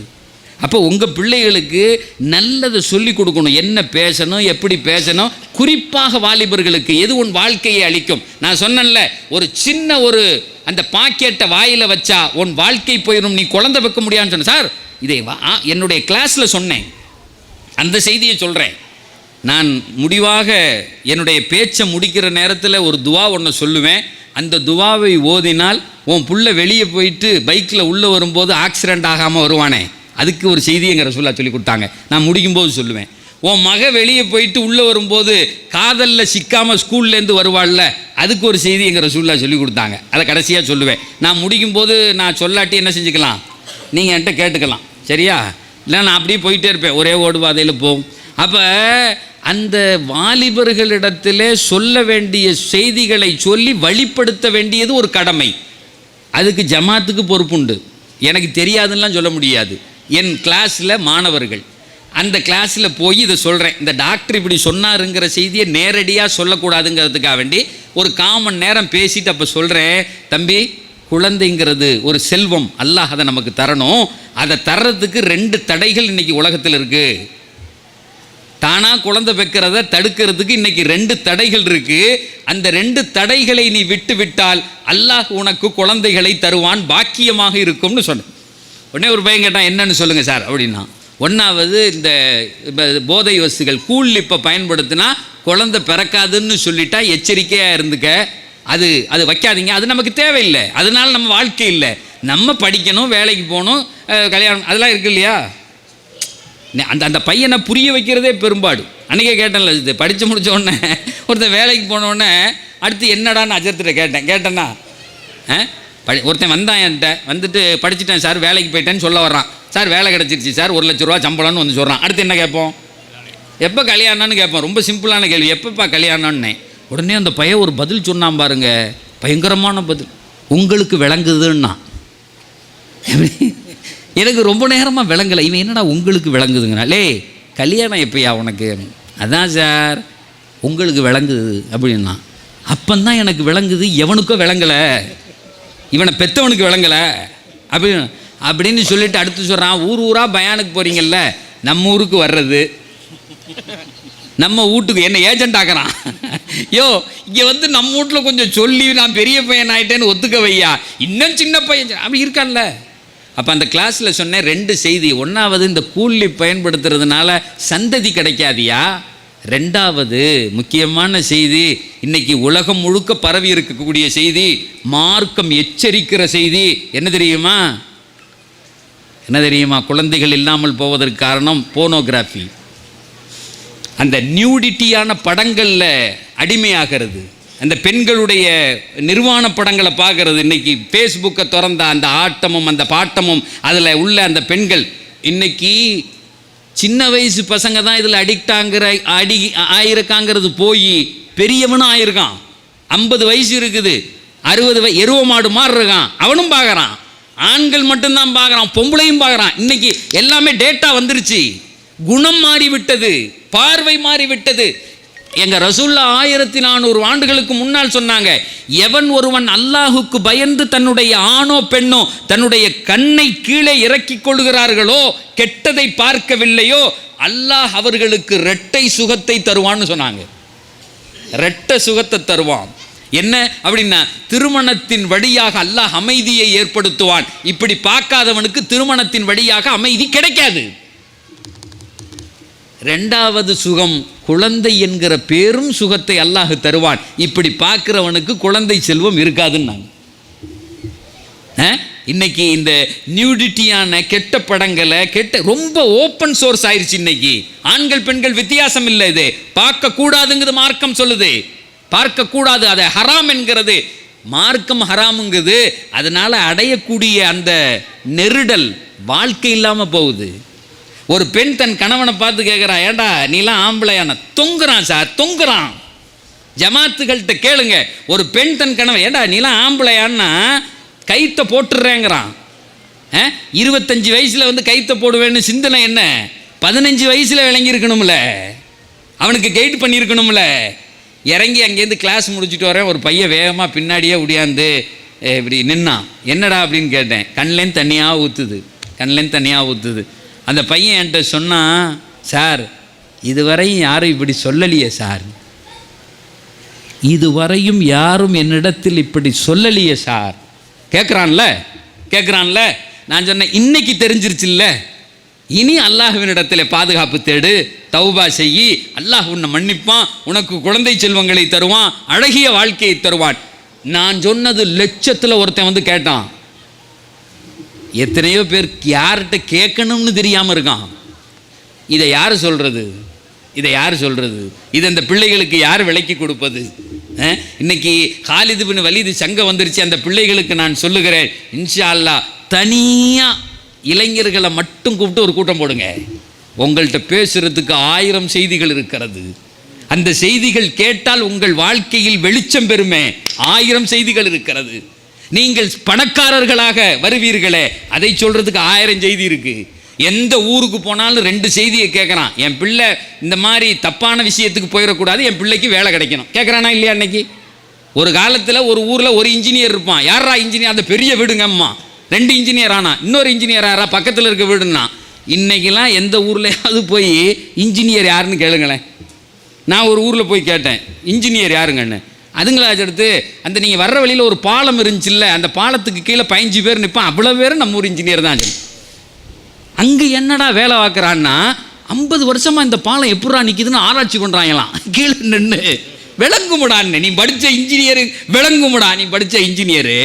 சார் ஒவ்வொரு வீட்லையும் பிள்ளைகளை படிக்க வச்சுட்டு வேலைக்கு போகணும், எப்போ போவா கேட்டுக்கிட்டு இருக்கீங்களா? பெற்றவங்களே, காசு வரணும், என் பிள்ளை துபாய்க்கு போகணும், சவுதிக்கு போக கேட்டுக்கிட்டு இருக்கீங்களா? எங்கள் ரசூல்லா ஒரு செய்தியை சொல்லித்தர்றாங்க. அந்த ஒத்த வார்த்தையை நீங்கள் சொன்னால் உங்கள் பிள்ளைய உடனே வேலைக்கு போய் நல்ல சம்பளம் காசு கொட்டுமே. அந்த செய்தியை சொல்லித்தரட்டுமான்னு பெருமானார் கேட்குறாங்க. அதுக்கு செய்தி இருக்குது. இப்போதைக்கு டைம் ஆயிடுச்சு. அதனால் இன்ஷா அல்லாஹ் இந்த நிர்வாகிகள் என்னை இன்னொரு தடவை கூப்பிட்டா இதுக்கெல்லாம் பதில் சொல்லுவேன். ஒருத்தன் சொல்கிறான், டோக்கன் போடுறாரா அடுத்த தடவைக்கிறான். என்ன இதெல்லாம் சும்மா வர்ற செய்தியா? என் பிள்ளை இன்னும் இதை சொன்னோன்னே நாளைக்கு காலையில் வேலைக்கு போனால் என் வீட்டுக்கு தானே காசு வரும். என் பிள்ளை இந்த வார்த்தையை சொன்னால் மொபைல் சார், இந்த அந்த வார்த்தையை சொல்லி லட்சம் மக்கள் மொபைலை தூக்கி எறிஞ்சிட்டு போயிருக்கான். பையன் அடிக்டாக இருந்தவன், 24 மணி நேரம் இப்படி தடவிக்கிட்டே இருந்தவன் மொபைலை தூக்கி எறிஞ்சிருப்பான். வேண்டாமையா இது? அப்போ ஒரு தாய் அதை சொல்ல பிரிப்படுவாள்ல, அது சொல்லித்தரணும்ல கண்டிப்பாக. சகோதரிகளே, இதெல்லாம் நடக்கணும்னா இந்த மதரசா நம்ம ஊருக்கு வரணும். இந்த மதரசாவில் நாங்கள் காசு கொடுத்தோம் சார் இல்லை, பிள்ளைகளை கொடுக்கணும். உங்கள் பெண் பிள்ளைகளை கொடுத்தால் மாணிக்கங்களாக மாற்றி தருவார்கள். நான் சொன்ன இந்த இவ்வளோ செய்தியும் குரானில் இருந்து இதையும் தாண்டி பேசுவேன். திருபுவனத்தில் கேட்டிங்கன்னா அன்றைக்கி ஒரு செய்தியை சொன்னேன். ஒரு பெண்ணுக்கு என்னென்ன தேவை குரான் சொல்லுகிறது. 2-3 செய்தியில் பேசுது குரான். அதை இங்கே சொல்ல போகிறதில்ல. அஜத் எந்திரிக்கிறா, டைம் ஆயிடுச்சே அப்படின்னு. உண்மைதான். இப்போ நீங்கள்லாம் வீட்டுக்கு போகணும், நான் ஊருக்குள்ளே போகணும். இப்போ கார் எடுத்துட்டு நான் திருச்சி, இப்போ நீங்கள் எல்லான்னு கிளம்பி இப்படி தட்டிட்டு போயிருவியே நீங்கள் வாட்டுக்கும். எனக்கு நாளைக்கு காலையில் திரும்ப அங்கேருந்து ஓடணுமே. நேற்று அந்த நிகழ்ச்சி முடிச்சுட்டு வரும்போது என் கூட ஒரு ஸ்டூடெண்ட்டை கூப்பிட்டு வந்தேன். அடே நான் நல்லா படுத்துங்கிறேன், 80லே ஓட்டு அப்படின்னு நான் வந்துட்டேன். ஏன்னா தொடர்ந்து நான் பயணப்பட்டு கொண்டே இருக்கிறேன். ஏன்? உங்கள் மீதான அன்பு. என் பிள்ளைகள் இந்த வார்த்தை சொன்ன உடனே அந்த ஊர் பிள்ளைகள் எல்லாம் வேலை கிடைச்சிச்சு. அதை விட என்ன சார், அந்த ஊர் பிள்ளைகள் எல்லாம் மொபைலை பார்க்கறது இல்லை, போதைகளை பயன்படுத்துறது இல்லை, தெருவா சொல்கிறான். இன்னைக்கு அந்த வீட்டு கதவை தட்டப்பட்டது, நாளைக்கு எந்த வீட்டு கதவு இஸ்லாமிய வீடு தெரியல. அந்த அளவு கொண்டாடப்படுகிறது போதைகள். இன்னைக்கு தெரிய வச்சு பயன்படுத்தப்படுது. அல்லாஹ் பாதுகாக்கணும், ஆரோக்கியமாக இருக்கணும். நாம் வாழுகிற வரை நம்முடைய உடல் உறுப்புகள் ஆரோக்கியமாக வாழ்ந்து அல்லாஹ்ட்ட கொண்டு போய் இதை ஒப்படைக்கணும். அதுதான் முக்கியம் சகோதரிகளே. கடைசியாக என்னுடைய நிறைவாக ஒரு செய்தியை மட்டும் சொல்கிறேன். நான் அவ்வளோ இந்த ஆயத்து ஹதீஸெல்லாம் இப்போ நான் சொன்னேனே அவ்வளோன்னு சொல்கிறதுக்கு இல்லை. அப்படி தானே சித்து? ஒரு ஊரில் கேட்டேன், நான் முடிக்கும்போது சொல்கிறேன்னு பேசிக்கிட்டே இருந்தேன். முடித்த உடனே இவர் நன்றி உரை சொன்னார். எல்லாரும் இறங்க போனோம். பின்னாடியிலேருந்து ஒரு அம்மா சத்தம் போட்டே வருது, எங்கே அவரை பிடிங்கன்னு. எல்லாரும் பார்க்குறாங்க, என்னமோ அவர் என்னமோ ஒன்று சொல்கிறேன்னாருங்க. இன்னும் எப்போ அவரை கூப்பிட போறீங்களோ அந்த அஜரத்தை சொல்லியா நம்ம ஆளுங்க யாரும் கேட்க மாட்டாங்க. ஏன்னு கேட்டால் முன்னாடி உள்ளது கேட்டிருந்தா தானே பின்னாடி உள்ளதை கேட்குறதுக்கு. உடனே எந்திரிச்ச நிர்வாகிகள்லாம் பூரா உட்காண்டாங்க. அஜர்த்து அந்த என்னமோ சொல்கிறேன் நீ அதை சொல்லி அந்த அம்மாவுக்கு ரவும செய்வானாங்க. அல்ல அந்த ஒத்தம்மா அங்கேருந்து முடியாது. ஏன்னா பெத்த வயிறு உன் பையனுக்கு ஆக்சிடென்ட் ஆகாதுன்னா அதையும் சொல்லணும். ஒரு ஊரில் போய் இதை சொன்னேன், உன் பிள்ளை வெளியே பைக் எடுத்துகிட்டு போனால் ஆக்சிடென்ட் ஆகாமல் திரும்ப வரதுக்கு ஒரு துவா இருக்குது, சொல்லட்டுமா அப்படின்னேன். சொல்லட்டுமான்னு இப்படி கேட்ட உடனே பக்கத்தில் அஜர்த்து சொன்னால் சொல்லாதிய அப்படின்னாரு அந்த ஊர் அஜர்த்து. எனக்கே ஆச்சரியம் போச்சு, என்னடா இப்படி சொல்லாதிய அப்படின்ட்டாரு. நான் உங்கள் அஜர்த்து வேணாங்கிறாருன்னு செருப்பு மாட்டி இறங்கி ஊருக்கு கிளம்பி போயிட்டேன் கார் எடுத்துகிட்டு. கரெக்டாக 3 நாள் எனக்கு ஃபோன் அடிக்கிறாரு. அஜித்து நல்லபடியாக போய் சேர்ந்தீங்களான்னு கேட்குறாரு. எங்கே? திருச்சிக்கு. நான் 3 நாளாக ஒரு மனுஷன் போய்கிட்டே இருப்பான். கிளம்பி 1.5 மணி நேரத்தில் ஊருக்கு வந்துட்டேன். என்ன பஞ்சாயத்துன்னு இல்லை, அந்த துவா ஒன்று நினைக்கிறதோ அது சொல்கிறேன் நீ இல்லை, அது கொஞ்சம் என்ன துவான்னாரு. அதான் நீங்கள் சொல்ல வேண்டாம்னு சொல்லி இல்லை, சொல்ல மாட்டேன்னு சொல்லி கட் பண்ணி வச்சுட்டேன் போனேன். அடுத்து 2 நாளாச்சு ஃபோன் அடித்தார். அஜித்து இந்த துவாவை எல்லோரும் கேட்குறாங்க, அஜித்து கொஞ்சம் சொல்லுங்களேன் ஏதாவது அப்படின்னாரு. சொல்ல வேணான்னு சொன்னீங்கல்ல நீங்கள் தானே, கட் பண்ணியா போனேன், கட் பண்ணி வச்சுட்டேன். அடுத்து ஒரு 2 நாள் கழிச்சு அடித்தார். நான் புரிஞ்சுக்கிட்டேன் இந்த ஆள் துவாவை தான் ஏதோ கேட்குறாருன்னு. உடனே சொன்னேன், துவாவா அப்படின்னேன். இல்லை அஜித்து இது வேறு அப்படின்னாரு. சரி சொல்லுங்க என்ன. இல்லை திருச்சியில் எங்கே இருக்கீங்க, வீட்டிலையா காலேஜ்லையான்னு கேட்டார். நான் கேட்டேன் எதுக்குண்ணே. இல்லை கிளம்பி வர்றதுக்கு தான் அப்படின்னாரு. எதுக்குங்க அஜர்த்து இப்போ வர்றியாண்ணே? அஜர்த்து இங்கே பத்ரும் உகதும் நடக்குது. டெய்லி 10 பொம்பளை என் வீட்டுக்கு வந்து உன் புருஷன் என் பையன் ஆக்சிடென்ட் ஆகக்கூடாதுன்னு அவர் சொல்ல வந்தார். அப்படின்னா என் புள்ள ஆக்சிடென்ட் ஆகணும்னு உன் புருஷனுக்கு ஆசைன்னு டெய்லி சண்டை. என் பொண்டாட்டி இன்னைக்கு சொல்லிட்டா, ஒன்று அந்த பாத்தியாவை வாங்கிட்டு வா, இல்லை உனக்கு பாத்தியா ஓதிடுவேன்ட்டா. அதனால கிளம்பி நேராக ஊருக்கு வந்தேன். ஒன்று சொல்லித்தாங்க, ஏதாவது செய்யுங்க, திருச்சிக்கு வந்துட்டா எல்லாம் முடிஞ்சு போயிடும் அஜர்த்து. தெரியாதனமாக சொல்ல. அப்புறம் ஏங்க சொல்ல வேணான்னு சொல்லிங்கன்னு கேட்டேன். இல்லை அஜர்த்து பக்கமாக நான் எழுதி கொடுக்குறேன், ஒன்றையும் ஓதுனதில்லை. ஆனால் நீ பாட்டுக்கும் கிளப்பி விட்டு போயிட்டு ஆக்சிடென்ட் ஆகாமன்னொன்னு அந்த பிள்ளையெல்லாம் என் பிள்ளைக்கு வேணுமே அப்படின்னு நிற்கிறான் அப்படின்னு சொன்னான். சகோதரர்களே, அந்த ஒரு துவாவை மட்டும் சொல்கிறேன். அந்த பிள்ளைகள் வெளியே போனால் பாதுகாப்பாக வர்றதுக்கு இது பண்ணுறதுக்கு அல்லாஹ் சொன்ன அந்த துவாவும், இந்த இந்த போதை அடிமையாகாமல் உன் பிள்ளைகள் இருக்கிறதுக்கு ஒரு துவா அது சொல்கிறேன். குறிச்சிக்குங்க. இல்லைன்னா உங்கள் அஜர்த்திட்ட சொல்லிட்டு போகிறேன், அவர் வந்து எழுதி உங்களுக்கு வாட்ஸ்அப் அனுப்பி விட்டுவாரில். இந்த போட்டோ இப்போ தான் எல்லாத்தையும் இதில் எடுத்துடுறாங்களே உடனே. மொதல் துவா குரானில் வருது. உங்கள் பிள்ளைகளை வெளியே அனுப்பும்போது கழுத்தில் கையை வச்சு உஃபவ்விது அம்ரி இலல்லா அப்படின்னு சொல்லணும். குரானில் வர்ற வசனம் உஃபவ்விது அம்ரி இலல்லா. ஆம்பளை பிள்ளையாக இருந்தால் அவன் பைக்கில் போனான் அப்படின்னு சொன்னால் அவன் எஃபிசெட்டு அவன் 120 முறுக்குனா மலக்கு பக்கத்தில் நின்று 80 திருப்புவார். இவன் இங்கே 120 முறுக்குவான், அவர் 80 திருப்புவார். இவன் ஒன்றும் அல்லா போனது மாதிரி கொண்டு வந்துடுவான். 1500 வருஷமாக இந்த உம்மத்து அதனால் பயனடைஞ்சிக்கிட்டு இருக்கு. உஃபவ்விது அம்ரி இல்லல்லா. உங்கள் பொம்பளை பிள்ளைகளுக்கு இதை ஓதி அனுப்புனியன்னா அந்த ரோட்டில் போகும்போது எவனாவது ஒருத்தன் பார்க்கணும் கொள்ளணும்னு நின்றுக்கிட்டு இருந்தான்னு வைங்களேன், அவன் கண்ணுக்கு உங்கள் பிள்ளை கிளவி மாதிரி தெரியவா, தொலைஞ்சு போகிறா. அவன் கெட்டுற புருஷனுக்கு நல்லா தெரிஞ்சால் போதுமே தவிர ஊரானுக்கெல்லாம் என் பிள்ளை தெரிய வேண்டியதில்லை. உஃபவ்விது அம்ரி இல்லல்லா சொல்லிட்டு அல்லாஹ் உடனே சொல்கிறான், இன்னல்லாஹ பசீரும் பில் இபாத். உன் பிள்ளைய அல்லாஹ் ஊடு கொண்டு வந்து சேர்ப்பான். போன முகம் மாறி வராது, சிறப்பாக இருக்கும். போன முகத்தோடு உன் பிள்ளை ஆணோ பெண்ணோ திரும்பி வந்துடும். சில இடத்துல இதை சொல்லியிருக்கேன், கணவனுக்கும் ஓதலாம். இப்போ வீட்டுக்காரர் கடைக்கு போகிறாரு அப்படின்னு நம்மளுக்கும் பெண்கள் தானாக ஓதிக்கலாம், வீட்டுக்காரருக்கும் ஓதலாம். ஆனால் வீட்டுக்காரருக்கு ஓதும்போது கழுத்தில் போய் கை வைக்கக்கூடாது. அந்த ஆள் முதுகுல கேட்பான், ஏண்டி நான் எந்த தெருவில் எந்த வீட்டுக்கு போகிறேன்னு என்ன அப்படின்னு அந்த ஆள் ஆரம்பித்தான்னா அப்புறம் இந்த அஜர்த்து தான் நல்லா இருந்த குடும்பத்தை கெடுத்து விட்டு போயிட்டாருன்னு சொல்லக்கூடாது. கையை வைக்காமல் ஓதுனாலும் வேலை நடக்கும். உஃபவ்விது அம்ரி இலல்லா ஓதிட்டோன்னா நம்மளே போனாலும் கூட அல்லாஹ் நம்மளை இந்த கையை காலை ஆரோக்கியமாக கொண்டு வந்து சேர்ப்பான். 2வது, எங்கே போனாலும் 10 தடவை செலவாத்து ஓதிக்கணும். எங்கள் ரசூல்லா சொன்னாங்க, என் பேரிலே செலவாத்து ஓதி நீங்கள் போனால் பேர் ஆபத்துகள் நடக்காது. உங்கள் வண்டி ஆக்சிடெண்ட் ஆவதில்லை, உங்கள் வண்டியில் கோடு கூட கிழிக்க மாட்டான். இது முஜர்ரப், அனுபவப்பட்ட வார்த்தை. இப்போ நமக்கு எல்லாருக்குமே இது தேவை. வெளியே போகிறோம், பைக்கில் போகிறோம், காரில் போகிறோம், வர்ற வரையும் அல்லாஹ் நம்ம பைக்கை பாதுகாத்து, நமக்கு முன்னாடி பின்னாடி எதுவும் நடக்கலாம், அது உங்களுக்கு தேவை கிடையாது. மதுரை ரோட்டில் இதை ஓதிக்கிட்டு போகிறேன், எனக்கு பின்னாடி வந்த வாகனம் அவன் என்னோட தான் வந்துட்டு இருந்தான். கொஞ்ச நேரத்தில் எனக்கு பின்னாடி போனால் வந்து தட்டிட்டான், அடுத்த வண்டியை தட்டிட்டான். மதுரை ரோட்டில் கண்ணுக்கு முன்னாடி நடக்குது. Fraction of second. ஸலவாத்து நம்மை பாதுகாக்கும், நம்முடைய உடலை ஆரோக்கியப்படுத்தும், பேராபத்துகளை விட்டு அல்லாஹ் பாதுகாத்துருவான். 2வது. 3வது, இந்த போத அடிக்ஷனுக்கு குறிப்பாக ஓதணும். ஆம்பளை பிள்ளைகளுக்கு நம்ம வந்து அதை ஓதியே ஆகணும், வேறு வழி இல்லை. ஏன்னா பழகிற இடத்துல ரப்பி நஜ்ஜினி வ அஹ்லி மிம்மா யஅமலூன் அப்படின்னு ஒரு ஆயத்து வருது. ரப்பி நஜ்ஜினி, யா அல்லாஹ் என்னையும் என் குடும்பத்தையும் ஊரில் உள்ளவன்லாம் செய்கிறது மாதிரி செய்யாமல் பாதுகாப்பாயாக அப்படின்னு அர்த்தம். ஊரில் உள்ள பிள்ளைய அது சாப்பிடுது, அது நமக்கு பிரச்சனை இல்லை. ரப்பி நஜ்ஜினி வ அஹ்லி மிம்மா யஅமலூன். அது அந்த துவாவை குறிச்சிக்குங்க. இந்த பாய்மார்களுக்கு, தாய்மார்களுக்கு எல்லாத்துக்கும் கொடுத்துருங்க, ஓதட்டும். இன்ஷா அல்லாஹ் ஒரு சில மாதங்களில் அல்லாஹ் நம்ம ஊரிலிருந்து ஒரு பேரொளியை வெளிப்படுத்துவான். ஒரு பெரிய பரக்கத்து இறங்கும், நோய்கள் வராது, வருகிற நோய்கள் தள்ளி போகும், எங்கேயாவது போயிடும். அல்லாஹ் செல்வ செழிப்பாக நம்ம ஊரை வச்சுருப்பான். நம் பிள்ளைகள் படித்து முடித்தோன்னே வேலைக்கு போவாங்க. நம் நிறைவான வாழ்க்கையை வாழ்வதற்கு இந்த மதரசாக்கள், இங்கே படிக்கக்கூடிய குரானும் ஹதீஸும் காரணமாக இருக்கும். அப்படிப்பட்ட நல்ல ஒரு அருளை அல்லாஹ் நம் ஊரின் மீது இறக்குவானாக. இந்த வாலிபர்களுக்கு அல்லாஹு தாலா நல்ல வழியை காட்டுவானாக. இந்த ஹாலித் இப்னு வலீத் என்கிற அந்த சங்கத்தின் கீழே ஒன்றுபட்டு செயல்பட்டு நல்ல சிந்தனைகளை வளர்த்து இந்த உலகத்திற்கே ஒரு முன்மாதிரி சங்கமாக அல்லாஹ் இந்த ஹாலித் இப்னு வலீதையும் நம்முடைய வாலிபர்களையும் அல்லாஹ் ஆக்கி தருவானாக. இந்த மதரசாவிலே படிக்க இருக்கிற பெண் குழந்தைகளை அல்லாஹு தாலா சாலிஹாத்துகளாக ஆக்கி தருவானாக. அருமையான கணவன்மார்களாக அல்லாஹ் அவர்களுக்கு தருவானாக.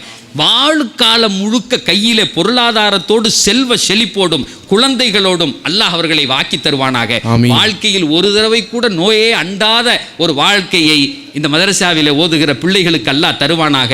அழகிய கணவன்மார்களை ஆக்கி தந்து நாளை சுவனத்தில் அவர்களோடு ஒன்றுபடுத்துவானாக என்று பிரார்த்தித்து முடிக்கிறேன். வஆகிரு தஅவானா அல்ஹம்துலில்லாஹி ரப்பில் ஆலமீன். அஸ்ஸலாமு அலைக்கும் வரஹ்மத்துல்லாஹி வபரகாத்துஹு.